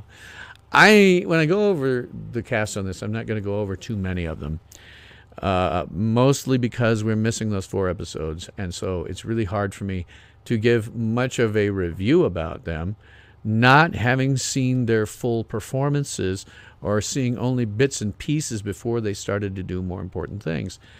It is a tough one to review simply because we are losing those 4 episodes. What I'm talking about now in the plot has now gone past the 2nd episode. So, as the police chase this rapidly transforming Carun, he's turning into a plant-like thing, Quatermass analyzes samples of the mutated creature in the laboratory and realizes that this plant, if it is allowed to spore, that is, allow things that would grow more plants like it, it will probably end all life on Earth. So at this point, there's a television crew who is working on sort of a documentary about Westminster Abbey. Now remember, Westminster Abbey was very much in the minds of Britons of that time because Queen Elizabeth had just been coronated there, and so it was very much in their minds. So this television crew notices, oh my God, it's the plant thing, which is now climbing up into Westminster Abbey, and Quatermass and the troops then run to try to bring it down and destroy it. But the interesting thing about that was they did not destroy it. Quatermass is able to kind of intercept, get there before the military, and he convinces the consciousness of these 3 crew members that is still buried somewhere deep in this creature to turn against itself and essentially commit suicide on itself, appealing to the last remains of humanity in these guys and saying, can't you do something? And that does, in fact, kill the organism. And so, scene. If you look at that plot, I can imagine that happening in Doctor Who very, very easily. So my cringe moments, because I like to get those out of the way whenever I do one of these reviews. Given all of that context that I gave out, I don't really have any cringe moments. My real cringe moment really is just the unfortunate fact that only 2 episodes out of the 6 survive. And I did watch the film adaptation in preparation just to see. And again, it's really not the same. The end, they kill the creature by electrifying it. But that's not what happens in the serial. And I would have liked to have seen that. I would have liked to have seen Quatermass appealing to this thing's humanity and it turning against itself and killing itself. It's unfortunate, again, that those episodes don't survive. It would have helped me as a reviewer to be able to see Quatermass doing that, how he does it and how that performance comes. It's gone. It's gone. There are some great moments. The depiction of the rocket itself, while dating, because all science fiction dates. It always does, always will. Anything we think looks really cool now is going to look dated and stupid within 20 years. Guaranteed. Going to look dated and stupid. But the depiction of the spacecraft itself is very similar to what we did do when we put individuals into space. We had a section that was the rocket and fuel section. In this case, they were using an atomic motor of some kind, which was very science fictional at the time. That wouldn't have happened. But in real life, we had multi-stage rockets. Like when they sent people to into the moon. We had multiple stage rockets filled with pretty conventional types of fuel that they would use up to get out of, a certain distance away from Earth and then jettison. And then they have another stage that they would jettison later on.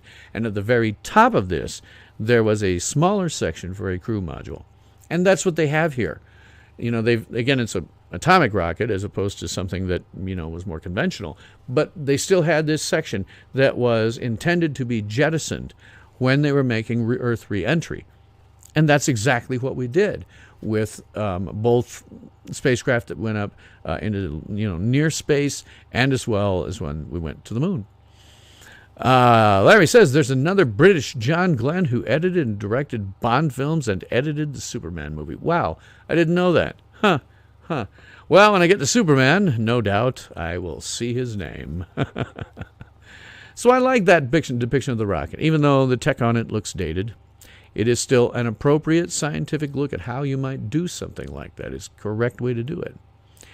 I do like the story in general. It would definitely fit. And some Whovians, people who like Doctor Who, some Whovians have said this is a predecessor to Doctor Who and therefore belongs in the Whoniverse. But it would certainly fit in the Whoniverse. The whole Quatermass series, all of them, could fit in the Whoniverse because of how it works. Larry says, atomic power was dreamt of, people wearing everything, cars, rockets, household, factories, etc. Yeah, that was the major assumption of science fiction in the 1950s and 1960s, is that we would see a massive breakthrough in power based on getting nuclear-type fuel engines smaller, faster, and cheaper. Unfortunately, the baby boomers and myself, my generation, were so scarred by what had happened by dropping nuclear weapons on Hiroshima and Nagasaki that it set back the development of nuclear power by at least one generation and maybe 2. My generation was scared spitless of it. So was the generation preceding it, my father's generation, just scared spitless of nuclear power, and undeservedly so. It was totally without merit, really. All kinds of movies came out during the period, and they were always anti-nuke. Everybody wanted to be anti-nuke. It was impossible to get any, congressional support for that sort of thing. It held us back by at least 2 decades. If we hadn't been completely freaked out by it, we probably would have gone okay. I was very happy. I picked up some hippies some actual hippies one time who were stuck on a place that some a-hole had left them off of an exit with nothing on it. So I picked up these hippies and drove them for a couple of hours and I was so thrilled to hear that they were pro-nuclear. I was so thrilled to hear that. I was like, thank God, the next generation isn't scarred by the memory of that. You know, my father's generation saw it, you know, almost firsthand. My grandfather served in the Navy in World War II. He took liberty in Nagasaki after the bomb was dropped. He got to see that devastation personally. And to be honest, you know, everybody says we shouldn't have dropped those bombs. I have to admit my existence may have hinged on those bombs being dropped, because my grandfather would have been part of the landing force, and he might not have survived that. So I'm not saying my life is worth the hundreds of thousands who died, but I do say that my life hinged on that being there. It may very well have saved my grandfather, and thus my father and me. But the general assumption in science fiction was we would see this massive breakthrough in power based on nuclear power. And we didn't get that. What we actually got was a massive breakthrough in information technology, in computing, that no one could have foreseen. It is always the case that our science fiction looks forward and tries to make an idea of what's going to happen, but it's almost always wrong.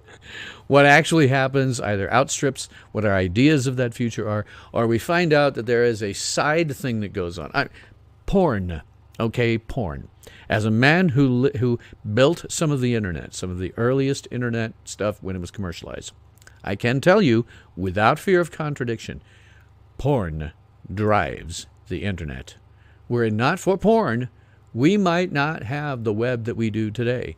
Porn drives the internet. And when we were coming up with the internet and first doing it, nobody would have thought that. But it is absolutely true. Porn has and always will drive the internet. We're now seeing virtual reality porn.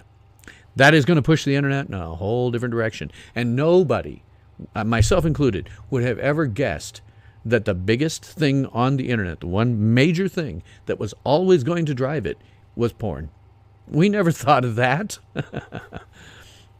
Larry says, my father was in occupation of Japan after he fought in Philippines. Oh, my God.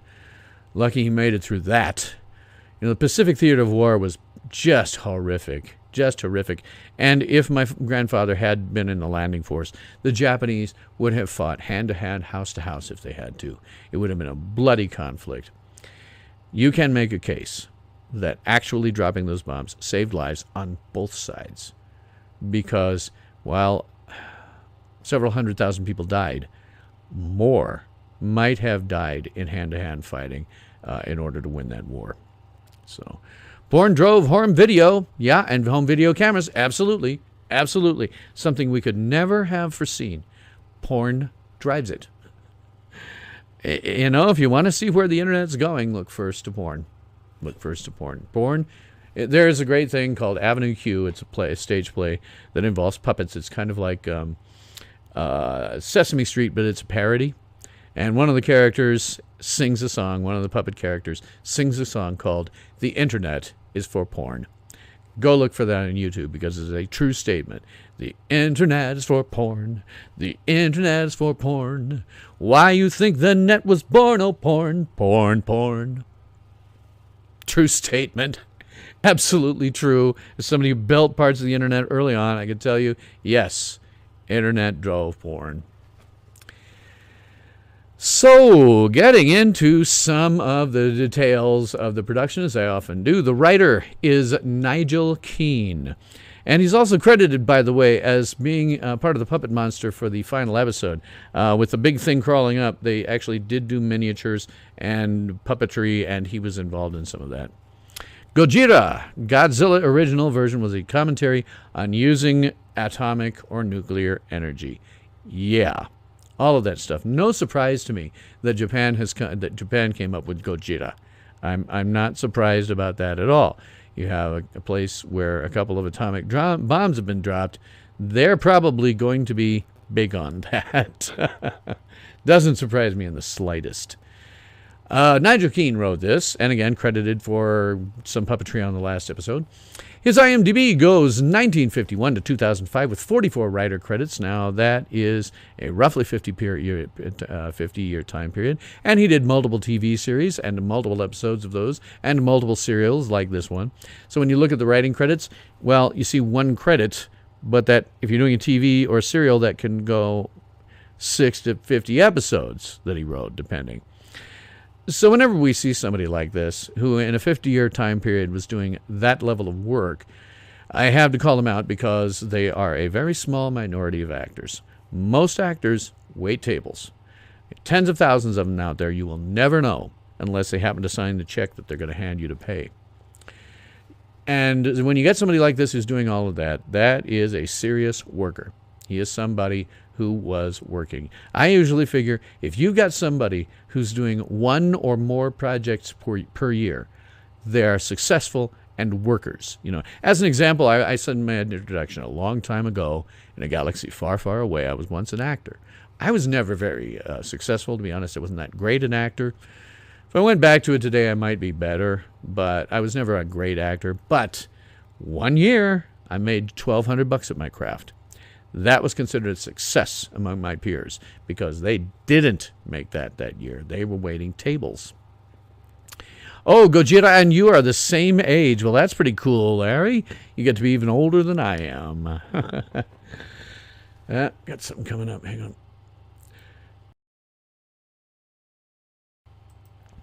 So he also, Nigel Keane, did a fairly wide range of work, not just science fiction, but with a lot of science fiction thrown in. He won the Bram Stoker Award in 2001, a Lifetime Achievement Award, and he has 2 other BAFTA nominations. His writing here, oh man, is it hard to judge. It's really hard to judge. You know, we only have 1/3 of this adventure. Now, with that 1/3, I can certainly say, you know, he's approaching things from a scientific perspective for the most part, and everything makes perfect scientific sense. What they do is perfectly reasonable from a scientific perspective, which would have been unusual on TV at that time period. I mean, you saw all those children's shows that went past. Those guys weren't paying any attention to science. Nigel Keane clearly was. Now, I would have liked to have seen the whole thing. I would have liked to have seen how he wrote the ending and how that interaction happened and how that actor played it. That would have told me a lot about his general writing skills. But what we can see here, you know, he's putting in little subplots like Karun's wife is having an affair with somebody else. Didn't have to put that in. It's not in the movie. But it makes for good character development. It makes his wife feeling very guilty. That's in the parts we can see. Because, you know, her husband is all fracked up, and she was planning to tell him it was over when he came back. And so now she's in a position where she feels like she must be much more supportive of him. And it's little things like that he's throwing in throughout, and I like that. Now, the pace on these is radically different. It is very similar to early Doctor Who because they did not expect the frenetic pace that we have now. In fact, the pace that we use now for most television and movies would have been completely confusing for them back then because that was the pace that they were used to. So the slower pace is something that, you know, today's audience, you have to say, this is what everybody saw. This was the sort of pace you always saw on television. And so the pace makes sense. So again, for what we see, I like his writing very much, but I can't judge it completely because I only have 1/3 of the adventure to judge it by. That's what makes this thing so hard to review. Maybe the scripts survived from the final episodes, and he could have written some Doctor Who. I'm going to talk about that in a second. The scripts may have survived. They may. I don't know. I haven't ever seen them. What I've seen is synopses of them, and that's how I get that synopsis that I've got. We only see the first 2 episodes, and then most of that synopsis is stuff that happens in other episodes, sadly. But I think Nigel Keane's writing is great here, and he was influential, not only in British science fiction, but other science fiction. Then as Professor Quatermass himself, we have Reginald Tate playing him. Usually I like to try to find pictures that are more concurrent, that are more, you know, current era, because I figure, hey, if you want to see what these guys look like at the time, you can go watch them. But I couldn't find a later version of him. So this is him when he was fairly young. Now, Reginald Tate has an IMDb, or had an IMDb, that goes 1934 to 1962 with 49 acting credits. He did mostly film until 1948 and then largely British television. A lot of TV movies and a lot of miniseries like Quatermass. So again, those 49 acting credits can translate into all kinds of episodes that he was doing. So another guy who was pretty much a worker at that point.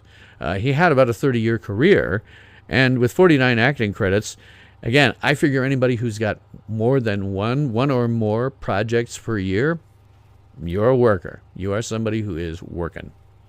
No awards. Now, his performance here I think is good. I like his performance. Larry says, some Doctor Who Lost episodes have been animated with the original dialogue and soundtrack overlaid. The Power of the Daleks is a perfect example, and they released that one into theaters. I went to see it with a bunch of Whovians. That was really interesting because, like when they did the Daleks, right? They animated things so the sets matched perfectly with what they actually had in live action. And there was one point where they went to such detail that blew me away. There's a point where a Dalek is coming out of the Dalek spaceship down this ramp. And the problem with that is, from a technical perspective, you got a guy in there, and he can't really control the speed that he's going down that ramp. He just goes down it. And so you hear sort of this rumbling going down the ramp. It's a wooden ramp. You can hear it clearly. And he goes down this ramp, and at the bottom there's this bump. And the eye stalk on the Dalek goes up and down. You heard it on the sound. You could hear it on the audio, the squeaking of the thing going up and down. And they animated that. They made it perfectly, exactly like what you would have seen if you were watching that in live action. They matched that soundtrack perfectly. I love that episode. And some Doctor Who episodes, Larry says, have only survived in audio. That's absolutely true. Some of them are audio only. And that's why some fans have been able to get together. I've seen fans do it, where they take stills from a certain episode and kind of try to arrange them in an order that sort of matches the audio. But that's what they did with Power of the Daleks. They had audio, and they animated that portion of it. And they animated it so well that they even got a bouncing eye stalk, because that's what they heard on the... in real life, if you had a Dalek, you wouldn't have bouncing eye stalks, because those things are controllable by the Dalek. But the Dalek costume, when it got to the bottom of that ramp, bumped, and the eye stalk went up and down slightly. And they animated that. It was awesome. It was awesome. So his performance here, I like him very much. I like Reginald Tate quite a lot. He comes off certainly as a guy who is in charge of this stuff, very much a scientific guy. He's a very science guy. That's what he's about, is the science. But he also realizes something horrible is happening. And it doesn't, at first, he's kind of quiet about what he thinks is going on. But then he realizes, and we don't get to see that, unfortunately, that we've got something here that's going to destroy the world. His performance, as I saw it, is fine. As I said, I really wish that I could have seen the ending, where he's convincing the astronauts' consciousness to overtake this plant and kill itself. I would have loved to have seen that. That is such a Doctor Who ending, appealing to the humanity left in this thing. And I would have liked to have seen how that played out. But what he's got on screen, he's fine. I very much believe him. I like him a lot. Then we have Isabel Dean, and I could finally find somebody who had a more contemporary picture. And she plays Judith Karen, the woman who is married to the astronaut. Larry says, gray hair on the sides that give credibility and intelligence to the character. Yes, it does. It does. Yeah. I don't get a ton of views just yet. I'm still building my audience here on Periscope.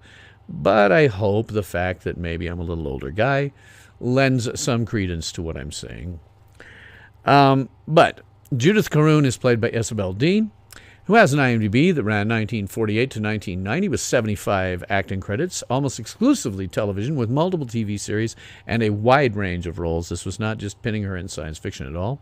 Again, a period of time where we're talking about a 40-year career, 75 credits, multiple TV shows that are multiple episodes, a worker, Didn't win any awards, and her performance here I also like very much. I like her performance here because Nigel Keane has inserted this bit that she was planning to leave her husband for one of the other guys on the rocket group.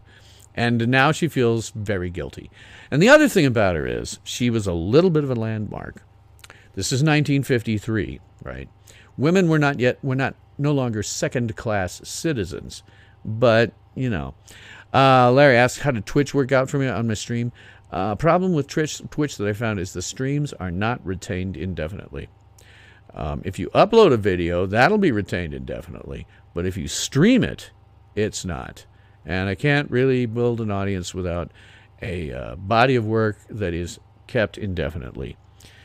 I don't trust it, which is why I back it up and I put it all on BitChute, and have backups copies on my own computer. That is on a mirrored hard drive, so that if I have a crash, it'll never be lost. But the problem with Twitch was simply that it doesn't retain things indefinitely, and I need that in order to build an audience. Anyway, Isabel Dean's performance, again, I like her very much, and one of the other things that I like about her, she is probably Quatermass's most important assistant, and she's a woman at a time period when women weren't in that sort of field. And either because she's got a head on her shoulders or she's planning to leave Karun anyway, she's level-headed through most of it. You know, when she's being his assistant in the control room when they're waiting and looking and hoping for the astronauts, one of which is her husband, she isn't freaking out, you know, which you might well have seen. You know, early Doctor Who episodes, female companions did a lot of screaming. She does not do a lot of screaming. Now, she is appropriately upset and tries to, you know, help her husband when he's back. But during that period, she behaves as a professional. And that is something you would not necessarily have seen back then. And so I like very much that Nigel Keane put that in there. He's got a woman in a position of responsibility, and she's not flipping out, you know, which is kind of nice. Oh, 1950 was the first year of I Love Lucy, Larry says. Oh, that's cool. I did not know that either. I Love Lucy and various incarnations with Lucille Ball went into the 1970s, I think. At least the 1970s that I'm aware of. So, yeah, that's kind of cool. She started then.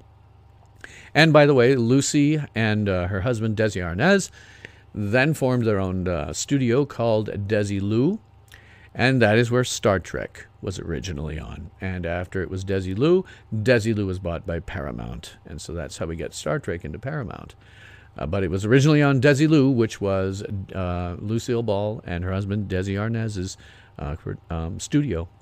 And there's at least one anecdote about when they were shooting, I think it was Star Trek's second pilot. And they were kind of running over time. And that was a big deal because it cost money. And so Lucille Ball came down to the set and said, what can I do to help so we can get this done? You know, they're like right at the end. And they're running into, you know, they're going past 6 o'clock, which is a bad thing. It costs a lot more money. And so she's like, what can I do to help here? And they gave her a broom and said, sweep over there so we can be ready for this next thing. And Lucille Ball went and did it, who was a huge star by that time. And she went over and did it anyway. So it's kind of a cool little story.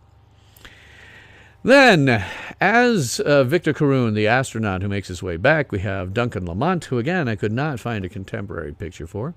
His IMDb goes 1950 to 1979. So that's 60, 70, 80, about a 30-year career with 105 acting credits, almost exclusively television with multiple TV series and a wide variety of genres. Again, a worker. Now, I include him because he, in the first 2 episodes, is definitely one of the characters that is focused on because he's turning into a plant monster. I really wish, well, it wouldn't have mattered if I'd seen the last one. I know he starts turning into a plant monster toward the end of episode 2, if I recall correctly. Maybe it was later. It's a little mixed up with me with Hammer's adaptation of it. But here, all we really see him do is act like somebody who's in real bad shape. And they've done some stuff with makeup to make him look worse.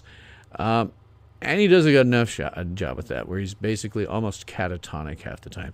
Although he does sometimes respond to his wife, and also the wife of other people, like the one who speaks German. So I found those pretty good. I found him good. He is a decent enough actor. I can't complain about what he did. I just would have liked to have seen the rest of it so I could judge him a little better. Larry says, Lucy took as much credit as she could for Star Trek's later success. I'm sure that's true. Why would you not? It's Desilu Studios, and she had to, greenlight anything that they did. So she greenlit Star Trek, and as I say, there's that story about when they were coming down to the wire, just about to finish shooting, but going over time. So she goes down to the stage and said, what can I do? And a broom was not above Lucille Ball. She says, okay, fine. If that'll help you get to the next scene, I'll go use a broom, Then we have sort of, she died in April 1989. Yeah, I'm aware of that. But she was a fixture on TV from the 1950s, 1953, all the way through the 1970s. She had a show.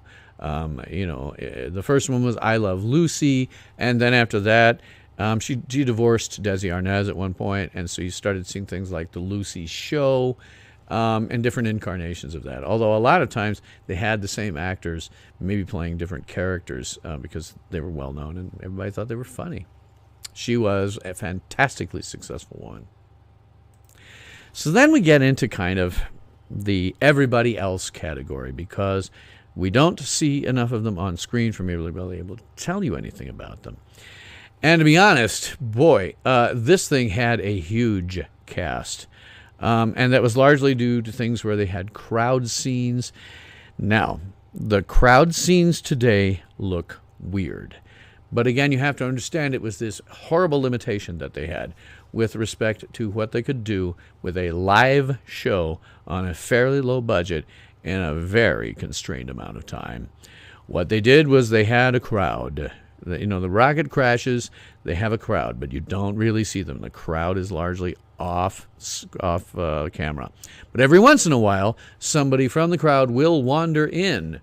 And, it's like I say, what you expect in something like that in real life is the cops go and they tape everything off and they say, you can't come past here, stay right there. But occasionally they'll have somebody from this crowd wander in and do or say something. So there's a lot of that. If you look at the IMDb, the number of actors involved in this is like, scroll. And a lot of those guys were involved in crowd scenes or places where they needed bodies. And, there are a couple of people who are Quatermass's other assistants. But given what they do there, most of the time it's, operating equipment and stuff like that. And they do fine performances, but we don't see enough of them. Had we had more than 1/3 of this adventure, it would be easier to be able to say, okay, I can review their performances. Other than those main three, it is very hard for me to review the performances. I just have to lump them in with everybody else. And everybody else is fine. They do what they're supposed to do. They are believable from what I saw. And I didn't see anybody chewing the scenery or playing things wrong. Everybody had the right emotions when they were supposed to. And that's the best you can hope for when you have no ability to see how 2/3 of this story actually went.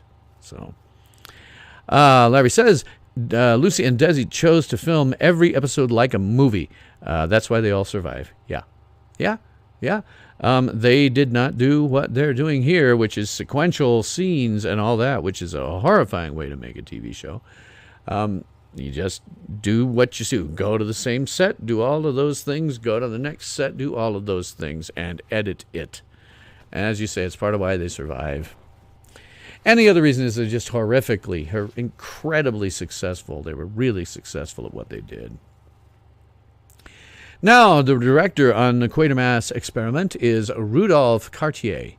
His IMDb is 1928 to 1976 with a very large gap from 1935 to 1948. Now, I would have to guess, I didn't look at it that hard, I would have to guess this is military service because 1935 to 1948 would have encompassed the entire time that Britain was involved in World War II.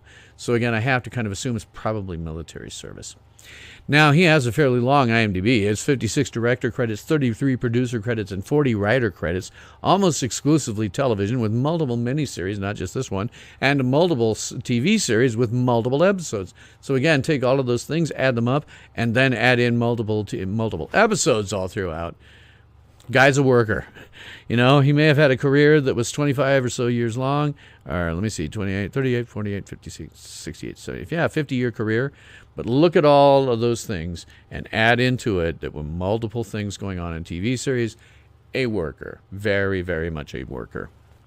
He didn't win any awards. And his direction, okay. Directing this would have been radically different from directing a TV show or a movie. TV show or a movie, what you do is you have a director sitting there on set, and he's setting up, he tells the cinematographer, I want this for my shots, and you go get it. And maybe the cinematographer says, hey, that's a really good idea, but maybe if we shoot it from a different angle or do something a little different with the lighting, a little more dramatic. And the director might say, oh, yeah, that's a good idea. Let's do that. That is what happens in a really optimal situation. You have a dialogue back and forth between the director and the cinematographer. And then you make your shots, and then you edit it together. Larry says, England was involved in World War II much longer than the U.S. Oh, absolutely. Absolutely they were. The war started outright for them in 1938 and didn't end until the ultimate takeover of Germany, 45? So, yeah, they were involved much longer than the U.S., absolutely. But getting back to how this was directed, the way that this would have been directed, and again, I encourage you to watch An Adventure in Space and a Time, because you see it there. The director's sitting in a control booth with a headset on, and he's constantly issuing orders, saying, camera 2, I'm going to go to you in 3 seconds, move 4 feet to the right so that we get a better picture of, okay, zoom in on camera 2, zoom in on Quatermass, and go to camera 2. Okay, camera 3, you're in position, and camera 3. Okay, now we need to get over to this new scene, so camera 2, move over to the other set, and get set up for that shot where we're going to have a wide shot. And then camera 4 is over there already. They're going to do close-ups. Okay, so camera 3 now. Okay, and now 4 seconds later, camera 4 and 6 and 3 and 2. And so he was calling the shots as things went on. It was a very different kind of directorial style. Larry says, TV was to go nationwide in the U.S. in the 1930s, but war efforts halted it. Yeah, absolutely. TV was poised to get very big, but then everything changed in terms of what happened with the war. War changed everything, and everything afterward. The world has not been the same since World War II, and most people don't know that. So you have this director who is trying to get the shots that he wants, but is limited by the fact that, A, he has to be able to call the shots real time and get them right, and B, is trying to tell the cameraman from time to time, because the cameraman knew where they were supposed to be to some extent when they started out, but that still meant, wait a minute, you got to come about 2 feet closer to him. And the cameras at that time were huge. They were gigantic, and they were heavy, and they were on casters, on rollers on the bottom, so they could move them around a little bit. But they were gigantic and difficult to move around, and so you would have to know in advance, this is the kind of shot I'm going to want. Let's put camera 2 over here at this particular moment in time to get the close-up, and then when we're done with that close-up, we'll have camera 2 move over here so we can do another shot, all in real time. So very, very different way of directing. And given what we see here in the first 2 episodes, I would have to say the guy's a great director. Got the shots he needed. It is, when it's done badly that way, you can tell, because the camera's jockeying around and it's not in the right position to start with, and they have to, change the position and move the camera slightly so they get the shot that they want. Not a lot of that happening here.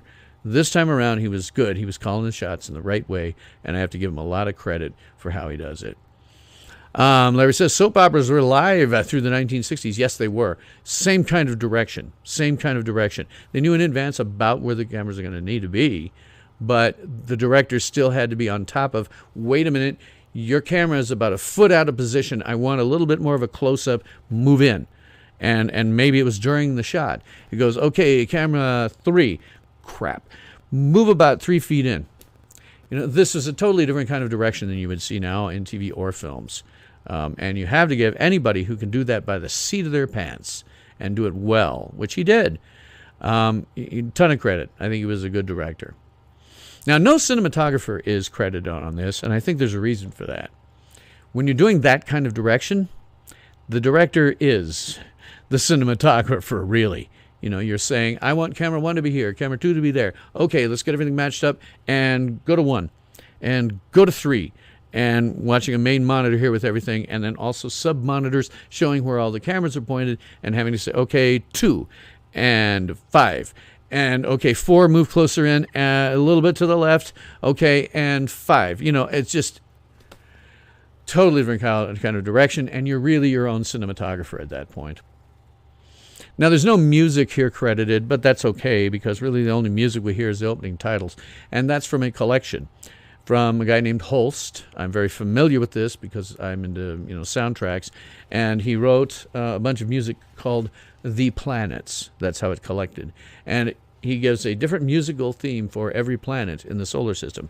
So what you hear as the opening titles is the Mars section of that. I'm very familiar with this thing. I've heard it a million times, and so that's why we don't really have a soundtrack music credited, because really the only music they're using is from Holst's The Planets, and it works here. It works there fine. Now, art director is credited to a couple of individuals with three credits each, 3 episodes each. I don't know who did what for which episode, so I can't really say a hell of a lot about individually. I can say that the art direction was pretty good. Again,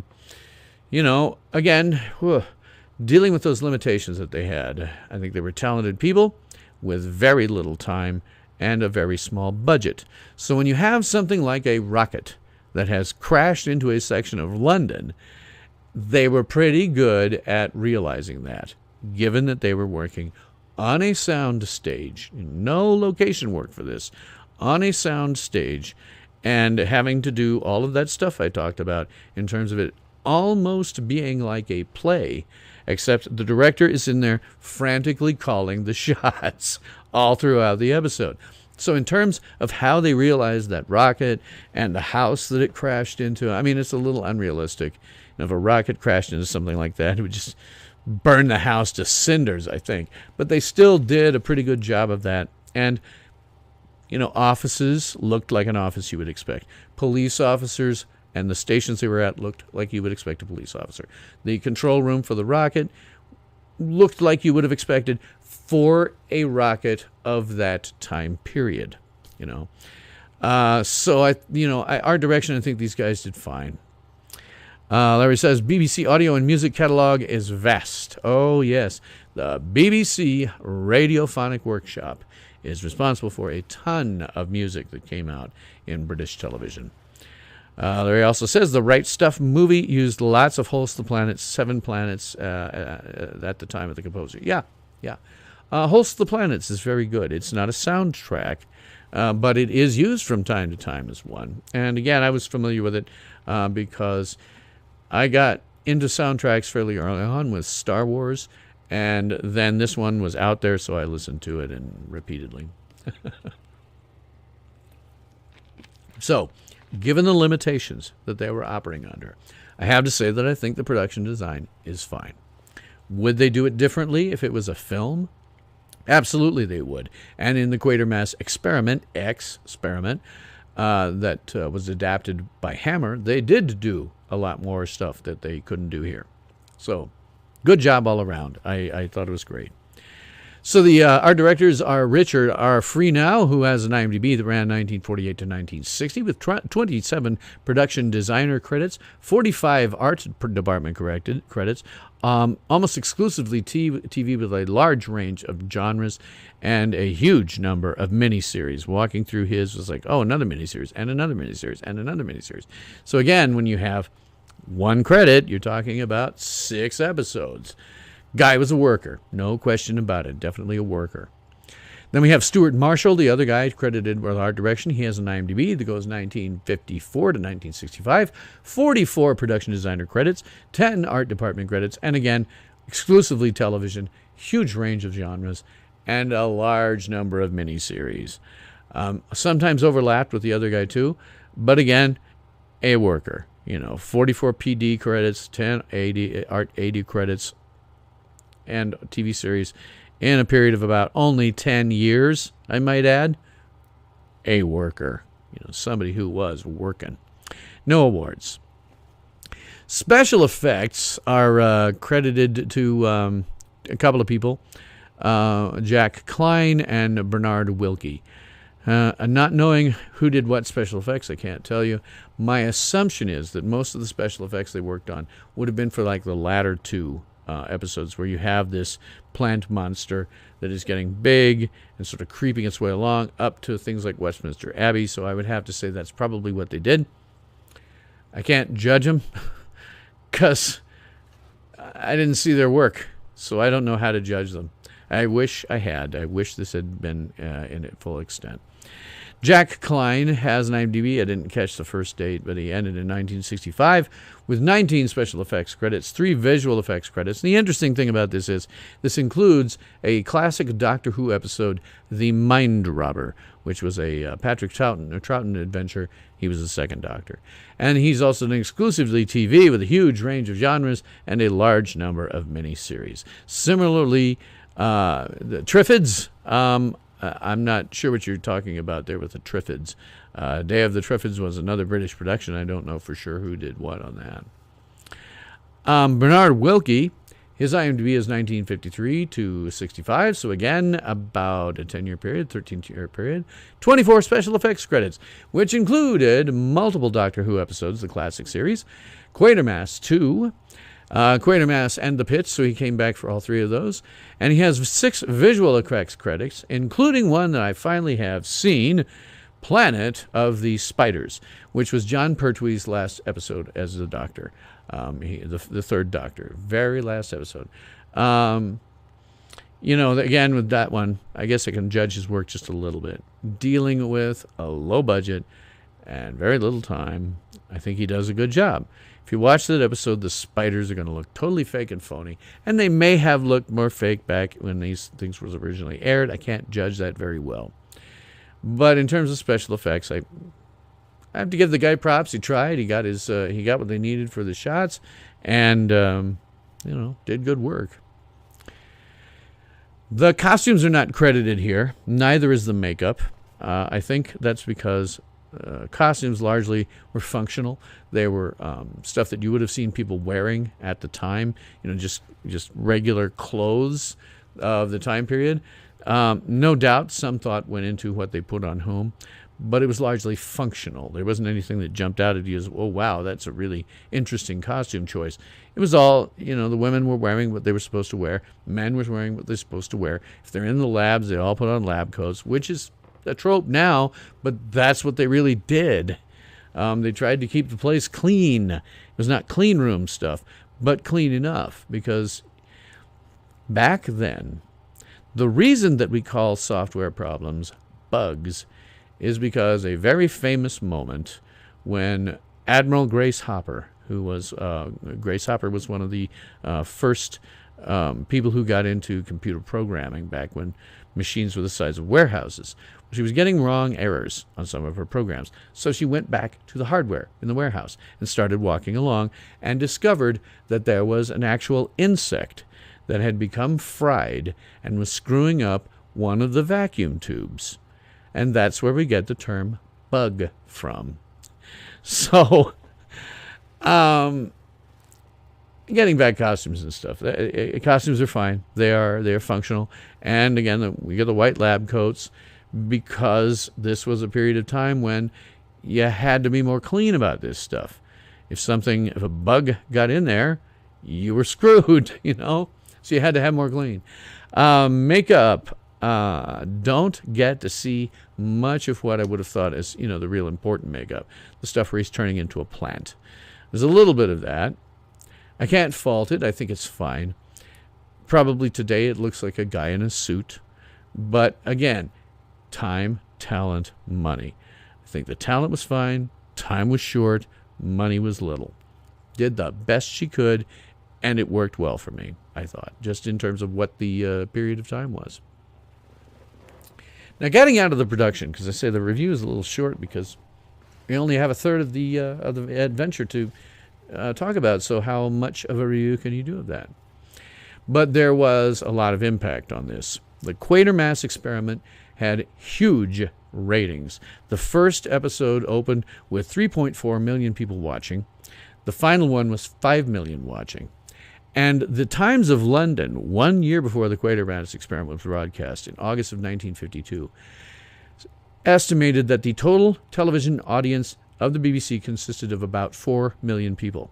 So right off the bat, at 3.4 million people, we're hitting nearly what they said was the total audience. And then by the end, with 5 million people, we were exceeding what they thought the audience was.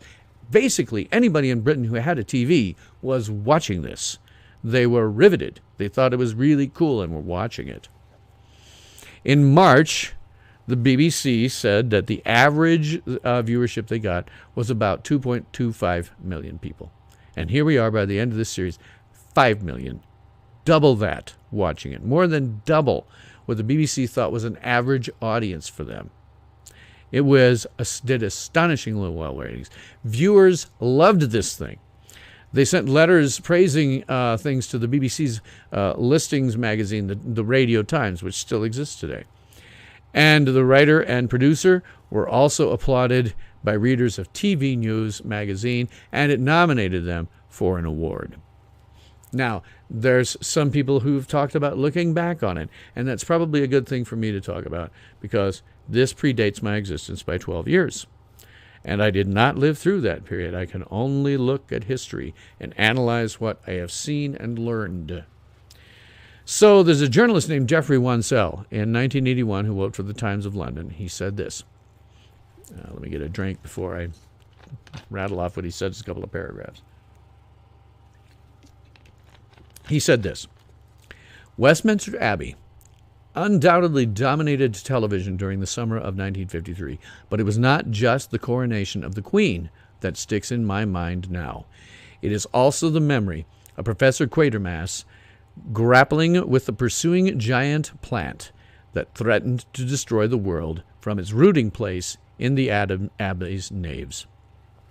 The Quatermass experiment frightened the life out of viewers, a vast new generation of television viewers whose sets had been acquired in order to watch the coronation. See, people got their TVs so they could watch the coronation, and now they're watching Quatermass experiment.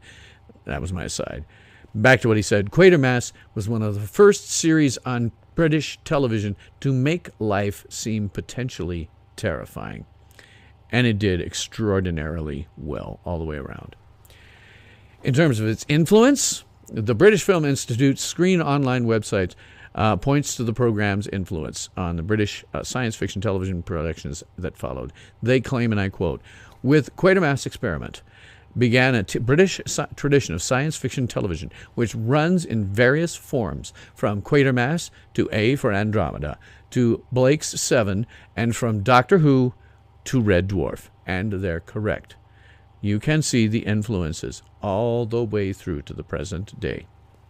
Now, in terms of Doctor Who, as Larry said earlier, Larry, I'm used to using your YouTube one. As Larry said earlier, this could be a Doctor Who episode. Neil could have written for it, but Neil actively disliked Doctor Who because he said it had stolen his ideas.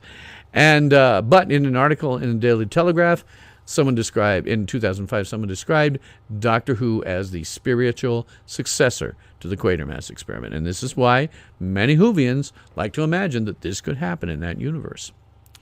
Mark Gatiss, who was a scriptwriter for Doctor Who, wrote of his admiration for Neil. He said in an article in The Guardian in 2006, and I quote, that 1953 was an overconfident year, and he piloted his hugely influential tale like a rocket into the drab schedules of austerity Britain. What sci-fi piece of the last 50 years doesn't owe Neil a huge debt? And in fact, in a 2005 episode of Doctor Who, Planet of the Dead, it includes a reference to Quatermass, and I give it to you now. Oh, come, something's not making sense here. I've got a storm and a wormhole, and I can't help thinking there's a connection. I need a complete full-range analysis of that wormhole, the whole thing. Well, I've probably got the wrong idea, but I've wired up an integrator. I thought it could measure the energy signature. No, that'll never work. Extraordinary, though. I'm measuring an oscillation of 15 Malcolms per second. 15 what? 15 Malcolms. It's my own little term. A wavelength parcel of 10 kilohertz operating in 4 dimensions equals 1 Malcolm. You named a unit of measurement after yourself. Well, it didn't do Mr. Watt any harm. Furthermore, 100 Malcolms equals a Bernard. And who's that, your dad? Don't be ridiculous. That's Quatermass. Right. I love that episode for a number of reasons. It's like taking a modern doctor and sort of putting him into the same role that he did when he was in the Third Doctor, and he was always with Unit. And I love that bit with Malcolm Taylor. I think that's a wonderful bit of casting. And the whole thing where he says, "Don't be daft. That's Quatermass," you know. Don't know if that's necessarily a reference to something that happened in the Whoniverse, or he's just referencing the film. But it's still pretty cool, you know, that he's named a unit of measurement after Bernard Quatermass. So that's kind of cool. Now that reaches basically the end of the review. So we can ask ourselves at this time, is it any good? Well, yes, considering that it was live and there's a whole bunch of limitations that come along with being live that screw you on time, and that only 2 episodes of this survive. What we see here is, I think, very good for the period. Again, you have to put yourself back in time. It is good for the period. Modern viewers, as I said, might be bored because the pace is kind of slow. Modern viewers are probably inclined to think it looks hokey and fake because the science is dates. But again, take yourself back in time before we had any of this, and before anybody had any real notions about what production values on TV should look like and all the limitations they were operating under and it being live. I think that the audience reaction at the time was appropriate. This was a brand new thing on British television that would change British science fiction forever up to this present day. It is very good given the limitations, probably predictable to viewers now because we've seen stories kind of like this off and on. But back then, in 1953 on British television, this was a new idea and a new story. And again, I really would have liked to have seen the ending because the ending is totally different from the film adaptation. Would have liked to have seen how Quatermass does this where he convinces the creature to destroy itself. So again, I would recommend it, even though there's only 2 episodes. There's a playlist on YouTube that includes the first 2 episodes as well as 4 synopses for the remaining episode. So I would watch that. Okay. Boy, I mentioned last night, if you were around, for my Fandi Masters mini review of Doctor Who. Hang on a second, I gotta pick up my freaking chair. I have a small rug here to not quite keep me in place, but to make things a little easier on the floor. Okay, as I mentioned last night, Larry says Doctor Who episode could easily be in 1953 London and bump into Quatermass. Yeah, I think you could do that. As I say, Whovians have often said this thing belongs in the Whoniverse, and I can't disagree with them. This is the sort of thing that you would see in Doctor Who, and clearly Doctor Who owes an influence to this. Absolutely, absolutely. Right up to the present day. Last night's episode, where they're chasing around that alien, that owes something to Nigel Keane and Quatermass. It's just an influence that goes on right to the day. So as I mentioned last night, I'm going to do some commentary tonight about politics, particularly since this is now only less than 12 hours, I guess. Way less than 12 hours. We got the midterms coming up tomorrow, and it's a big deal this time around. Ordinarily, people don't pay a hell of a lot of attention to midterms. This time it is, because we're seeing it as a referendum on President Trump. So let me go on my soapbox.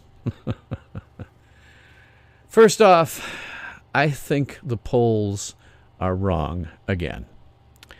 Last time out, we had polls that were giving Hillary Clinton like a 95% chance of success, and we're totally wrong. I think that polls showing these tight races may very well be wrong. And I'm not somebody who can look into the future, so don't count on it. You know, if I'm wrong, I'm wrong. It's not what I do. It's just I make commentary on it. But I think the polls are wrong. And this is because the best pollsters, even the best ones, are saying it is hard to connect with what they call less educated voters who systemically avoid such polls. And that is why they were completely wrong the last time. At least that's what they're saying.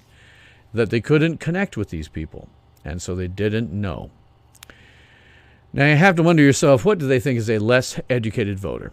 I mean, what they would have you believe is that people that don't have college degrees. But I don't think that's it at all. I live, as I've said before on my YouTube channel that I had to abandon because YouTube sucks, I live in what part of the country that is insultingly called flyover country by people on the coasts.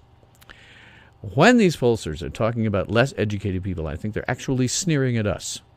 I mean, never mind that literally, and not figuratively, literally, everyone I know has a college degree. Coastal urbanites really believe things about us that are totally inaccurate. They think we're hayseeds and hicks and rubes and we wear bib overalls. The reality is that most of our populations are concentrated in urban areas. Now, so as a point of, just so you know, what I'm wearing right now, this is a costume. This is pushing kind of an image. It's my shtick. Larry says polls only matter in the East and West Coast. That may be true. I don't know. But I think they're wrong.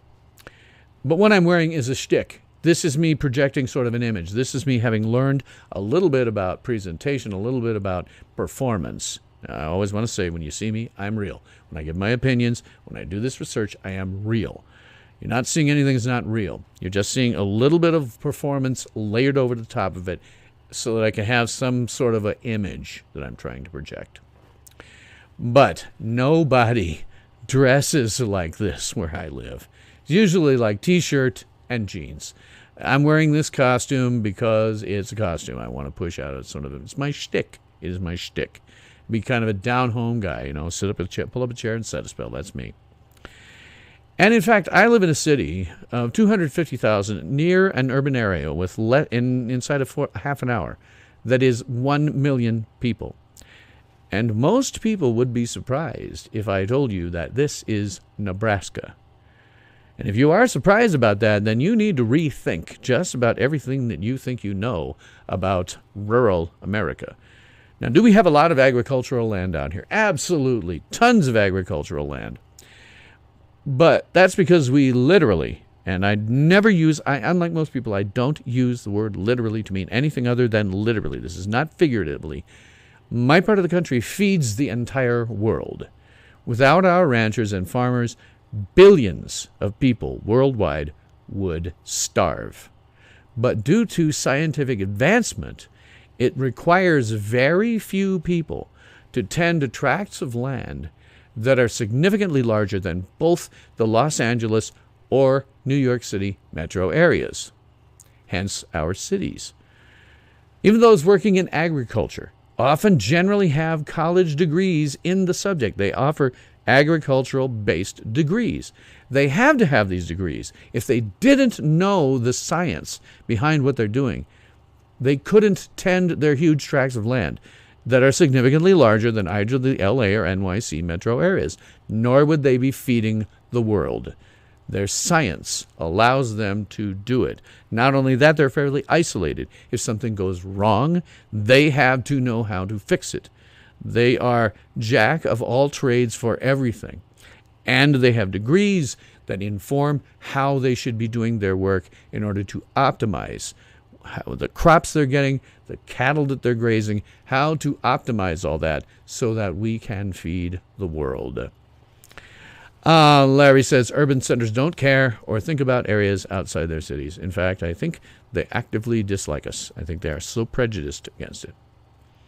And if you really think that we're, after all I've just told you, that we are hicks and rubes, then your ignorance is showing. And as Larry says, urban centers don't really seem to care about us. If you're in New York or LA, you have never even thought about coming to Omaha, Nebraska, a city and a metro area of 1 million people. Okay? That is where the majority of our population is centered, in that one spot in Omaha. And, you get Lincoln, which is not far from Omaha, which is constantly growing at 250K. Grand Island, Nebraska is a bit farther west and operates as something of a trade hub, but it's nowhere near as large as the other two. But those three cities, that's where most people in Nebraska live. That's the case with most of the places that I've lived in the Upper Great Plains. There are cities where most people live because it doesn't take very many people anymore to tend all of this stuff because of the science, because of the degrees they have that allow them to do it. Not Hicks and Rubes, even out there in the country. And most of them are college educated. So when they talk about low education voters, I think what they're mostly doing is sneering at people like us because they don't know the reality. And as Larry says, they're not interested in the reality. They want to think of us as hayseeds, Rubes, and Hicks who are sitting out in our bib overalls tending small tracts of land. And that's not the case. Most of our population long ago started to urbanize because they simply weren't necessary for these huge tracts of land anymore. Now, one other thing I want to talk about is a local issue. I don't usually talk about local issues, but I want to put this in some level of context with respect to the upcoming election tomorrow. Jeff Fortenberry is my congressman at the present time, running for re-election. What you're seeing here is a vandalized poster, one of those lawn posters they did, lawn signs. Larry says they don't want to learn from 2016 election. Yeah, I don't think they do. I think they're going to go down in flames. I could be wrong. As I say, I'm not a prophet. I don't predict the future.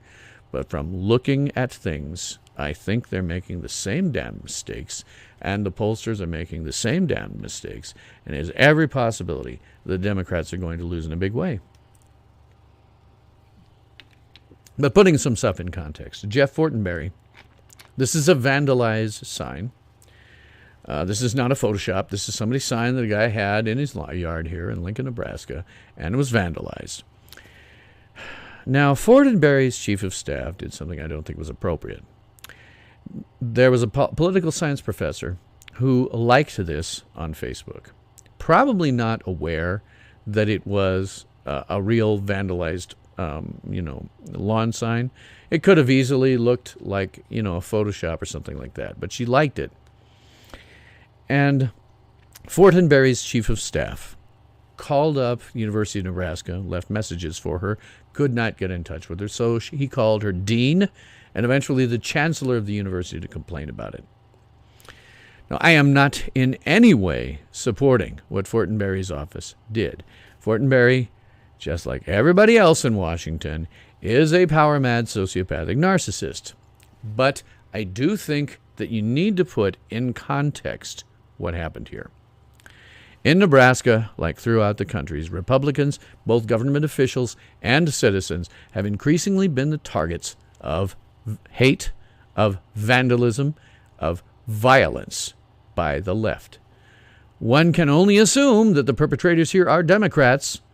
Now, I do not see this on the right. I'm not hearing about Democratic offices being, for example, well, I'll get to it. But I don't see Democrats having the same things done to them as Republicans. Now, Trump is a bombastic, power-mad, sociopathic narcissist, heavy on narcissism. But he's never, as far as I know, actually called for his supporters to be uncivil or violent to the other side. Democrats have.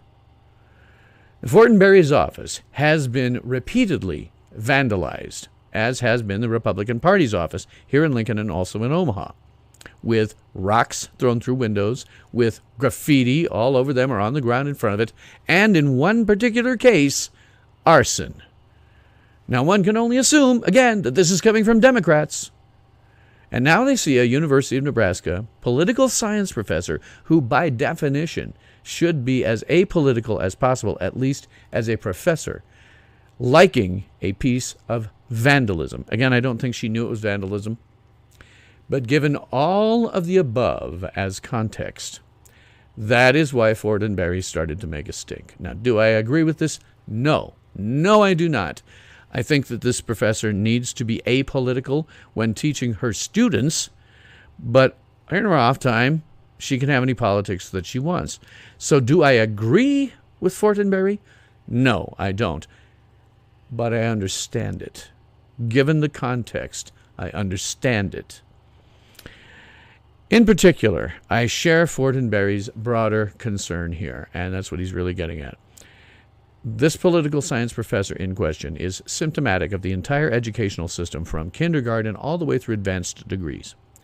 They're almost to a person leftists, socialists, and outright communists who are now indoctrinating 2 whole generations to believe things that are absolutely actively destructive. Because communism and socialism always fail, killing millions in the process. Look at Stalin. Look at Pol Pot. Look at Mao. Right now, look at Venezuela, a once prosperous country that has just gone down the tubes to the point where it's unsafe. You get rapes, you get murders. It's not possible to find adequate food. You live in tin shanties, and all of that is because they went socialist. The poli-sci professor is probably advocating these things to her students because they all do.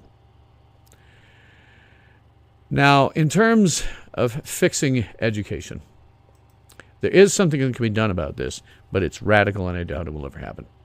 There is a solution to our terrible education that is not really an educational system. It is an indoctrination system because that's all our modern schools do. I can tell stories. I used to work as an instructor in IT for the place that shall not be named. And I have some anecdotes that I can talk about on this. Now, a lot of times when you're an instructor, one of the things that you get a kick out of is you're working with somebody and the light bulb goes on over their head. They get it. They get something. You go, good. I was able to get them, I was able to do my job right. And it gives you a certain amount of self-satisfaction. I remember one instance where I was tutoring a student and the light bulb came on in the totally wrong place, and I did not feel at all good about it. In that particular case, that student, after 12 years of compulsory education, I realized that that student had never once cracked a book because the light bulb went on when that student realized that books have page numbers. 12 years of compulsory education, never once cracked a book, and certainly never cracked one at home for any purpose. Did not know that books have page numbers. I also had students who couldn't differentiate between the words Linux and a Linksys, and I would get research papers back that were maybe two sentences long and that were totally incoherent. And then there's the student, who's not one of mine, but he was a famous incident on campus. We had a student who very famously got into an extremely heated discussion with his PhD level math instructor who is teaching what amounts to remedial math. This kid started talking about how division by 0 was possible. And he got into it with the instructor in such a way that the student stormed out of the room, went straight to administration, and tried to file a grievance against the instructor on the basis that said instructor was anti-Semitic. Fortunately, said instructor was Jewish. That is what we've got. Our people coming out of high schools do not know how to read, nor write, nor perform the most basic math. Modern educators do not educate. They indoctrinate. And we now have 2 whole generations of students that are coming to believe that communism and socialism are good. Never forget, communism and socialism always fail, killing millions of people in the process. Now, I have a solution to this. I know how we can solve this problem. Don't expect it to happen, but I know one. First thing is, parents in the United States, you need to pull your children from every school from K through 12, and then fire every single teacher, K through 12, and all of their administration, and then replace them with people like me. Now, here's how this works, right? I'm in IT. Good IT people make a good salary. So you can't come to them and say, hey, you want to take a giant salary cut to become a teacher? No, that won't work. What you do instead is you have them as adjunct. So what you do is you find somebody like me. When I was in the industry, if you said to me, hey, would you like to come to our grade school, our middle school, or our high school and teach them something about. And here's what I can teach. I could teach math all the way through the calculus level, although I would probably have to brush up on my calculus, but that's what I learned. I can teach English to a certain extent. I can't diagram sentences, but I can do a lot of English. I can teach history because I now know history by virtue of my having researched it. This review is a perfect example. I can teach history. I can teach, what the hell else? Anything involving IT at any level. I can do intro. If somebody's doing programming, I can do that. I can do anything involved, the science behind that. I can do physics to some extent. Biology, probably not. But physics up to a certain level, I can do that. What you do is you come to us and you say, listen, 2 hours a day, you come down to the grade school, middle school, high school, and you teach these classes for us. And then you go back to work. And I'm telling you, employers would absolutely say yes to this. I'm not even sure that you would have to say, don't worry, man, I'll make up the time by coming in an hour early and staying an hour late. I think they'd say, no, just do your thing. Go do your thing. We don't care. And that's because employers need an educated populace. They need that, because if they don't get an educated populace, then we have what we have, which is it's very, very difficult for them now to find qualified applicants to almost any job. If you can't read, if you can't write, if you can't perform the most basic math, then all you're ever going to have is a MIC job, and that is going to be replaced by automation in the very near future. Employers want and need an educated workforce. And if they were asking us for a low amount of money, would you please come and teach this? I would go in a heartbeat. I would have gone, when I was in IT, if they'd come to me, I would have gone in a heartbeat, because I know what we're faced with here. And a population of illiterate ignorami coming out of schools, 2 generations now. So if we did that, allowed people in fields like mine who know how to do things, people who write for a living in the field, technical writers, you could have them go and teach English classes. You could pull these people out of the industry and use them for a couple of hours a day, and the employers would be perfectly happy with it. And if we did that, if we had that happen, after a generation or so, the students that we taught would then become the people with advanced degrees who teach at colleges and universities. It would have to take a multi-generational effort, probably 1 or 2 generations to completely get it through.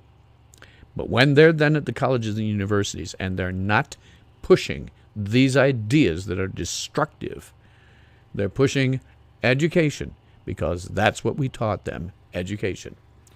This would then correct the problem. We would then have generations after that who would be taught the same things that we taught their forefathers. And in a generation or so, we would then have an educated population. Sadly, I know that's never going to happen. We will simply have an increasingly illiterate population who spent 12 to 16 years being indoctrinated while learning absolutely nothing.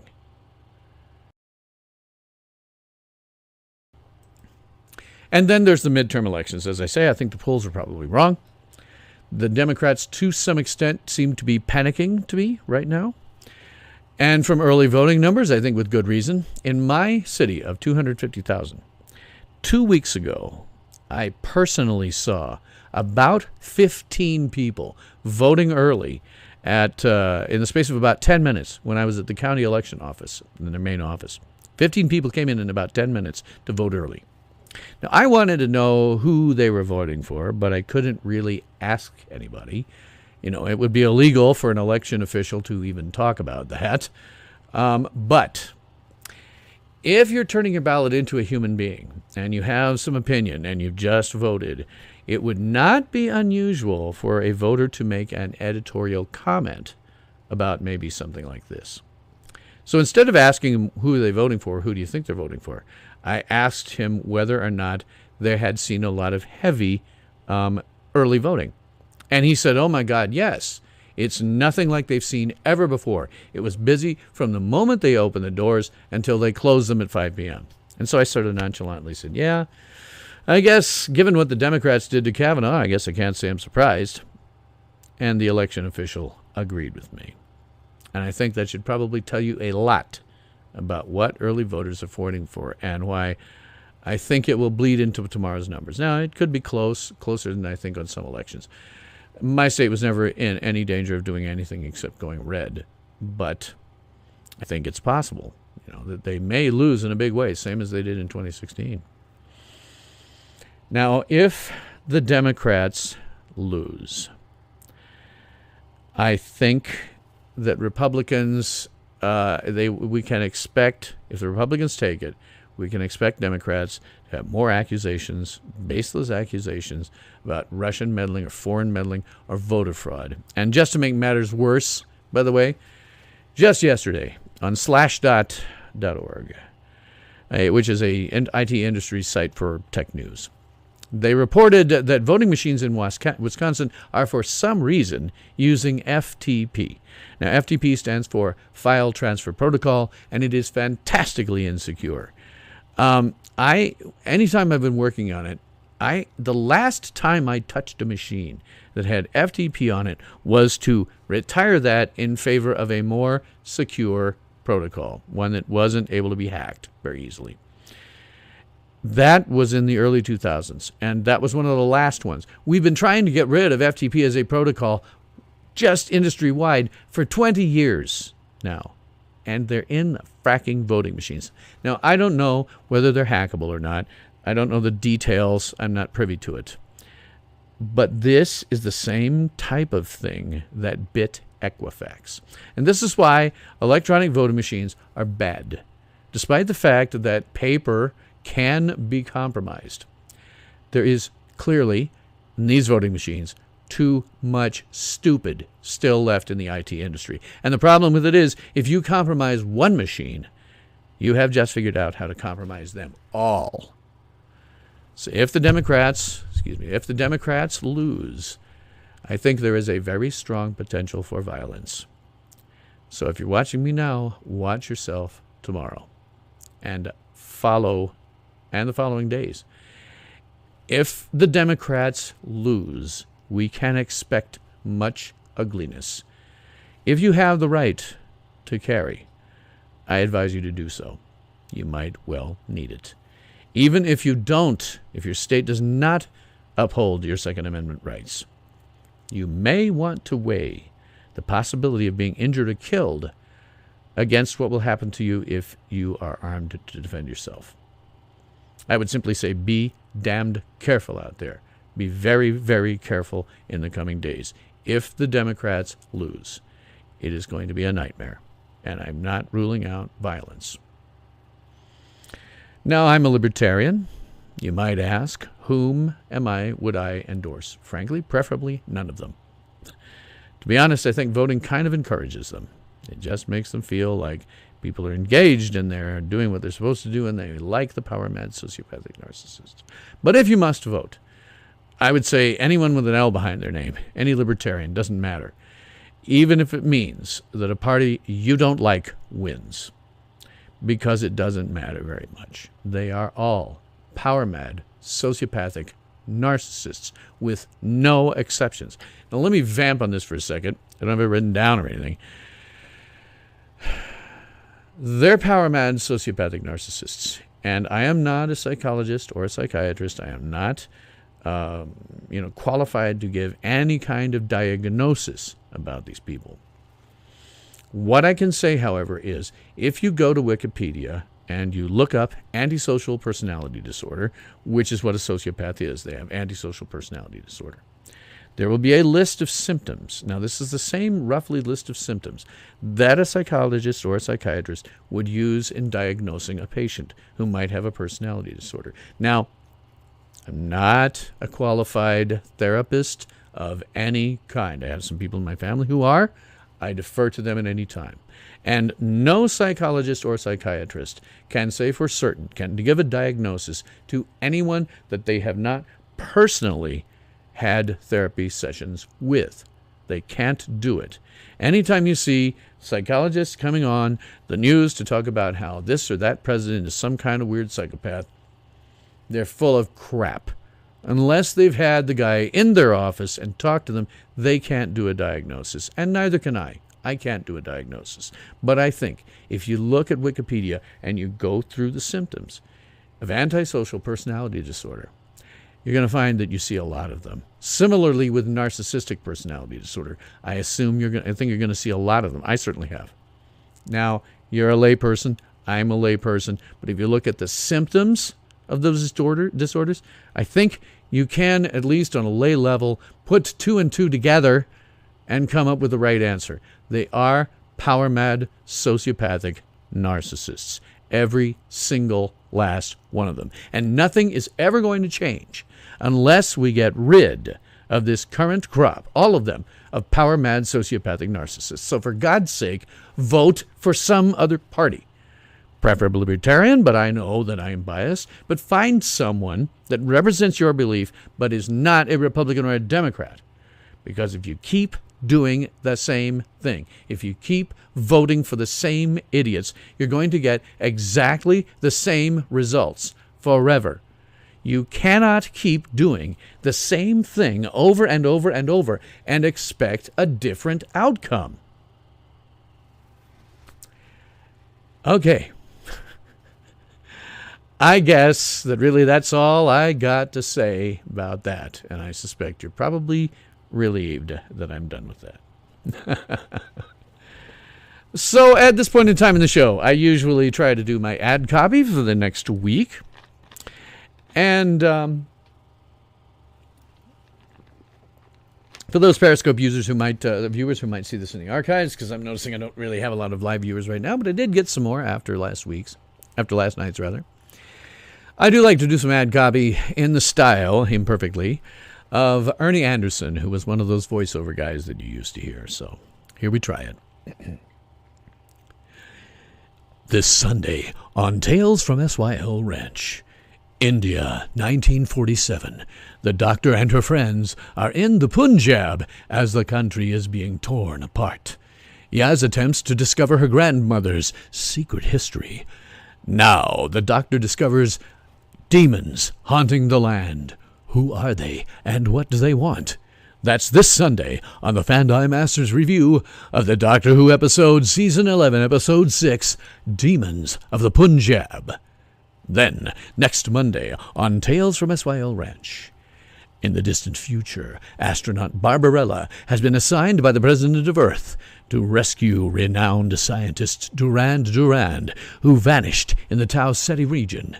Now, Barbarella crashes on the frozen planet of Lithion and must brave a dangerous journey to save the Earth. That's next Monday on the Fandi Masters review of the 50th anniversary of Barbarella. And as always, my schedule is as it has always been. Tales from SYL Ranch is live on Periscope on Sundays and Mondays in North America at 9 p.m. Eastern, 8 p.m. Central, 7 p.m. Mountain, 6 p.m. Pacific, and after the time change, it will now be 2 a.m. the following morning.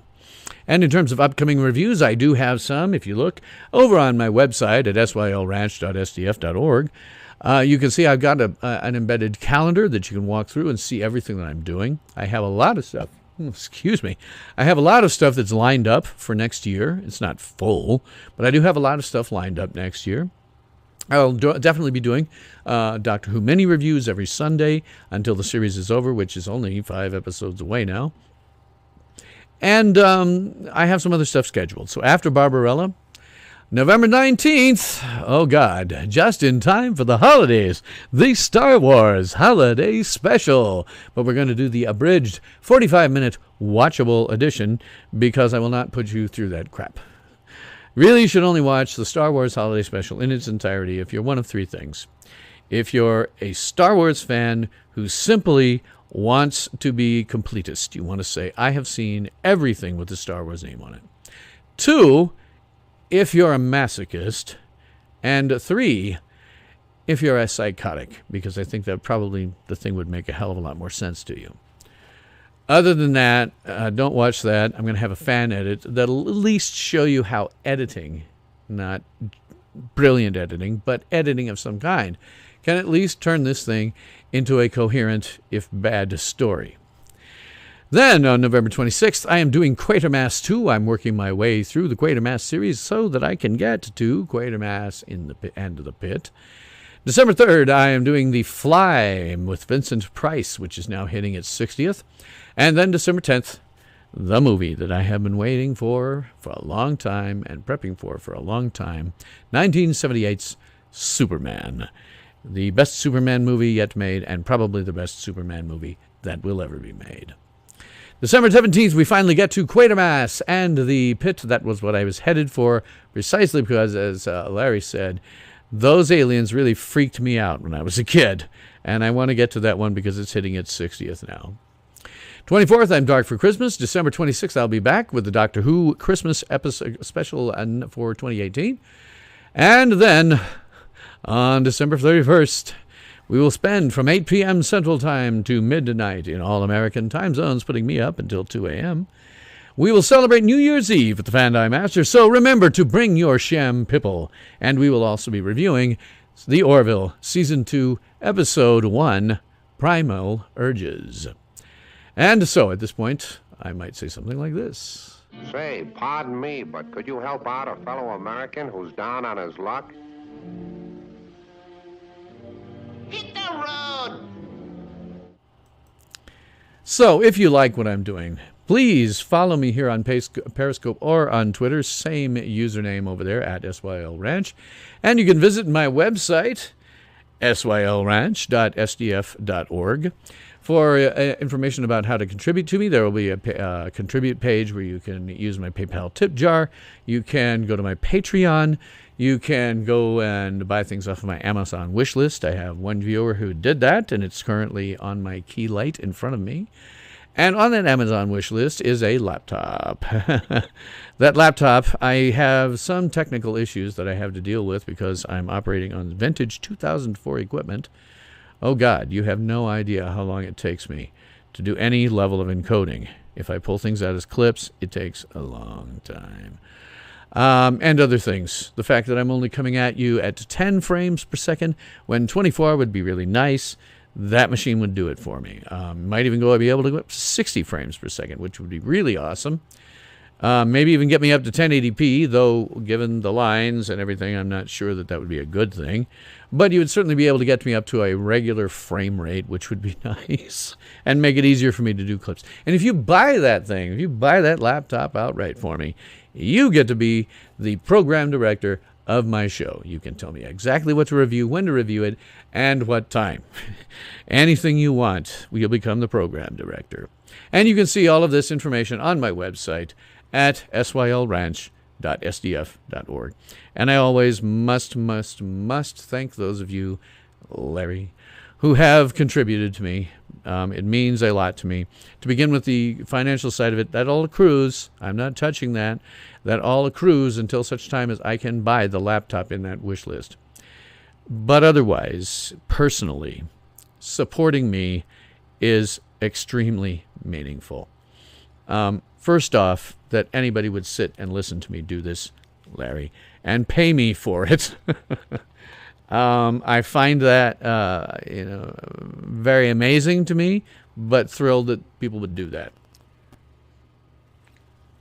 But secondarily, as I mentioned early on, early life, 25, 30 years ago, I was at one time an actor. I was never horribly successful at it, even though $1,200 a year was a success story to the people I knew. So the fact that anybody's willing to pay me for this, for any level of what I do, is an ego boost because, to some extent, as I said, this is a costume. I'm cognizant of how I have to do some level of presentation when I do this, and it is, to some extent, a little bit of theater. Not much. You're seeing me real, but it is a little bit. And so the fact that anybody would pay me for that level of it is a huge ego boost, and I get a lot. I can't really even describe how much I feel that is personally very cool. So, and the immortal words of Elvis, oh, thank you. Thank you very much. So I guess probably at this point that is all the time that we have today, boys and girls. So tune in again on Sunday for my mini review of Doctor Who Season 11, Episode 6. What was it? Demons of the Punjab. That's it. So until Sunday, this is Tales from SYL Ranch, the vlogcast that reminds you to always know where your towel is. And I'm your host, Bill Stone.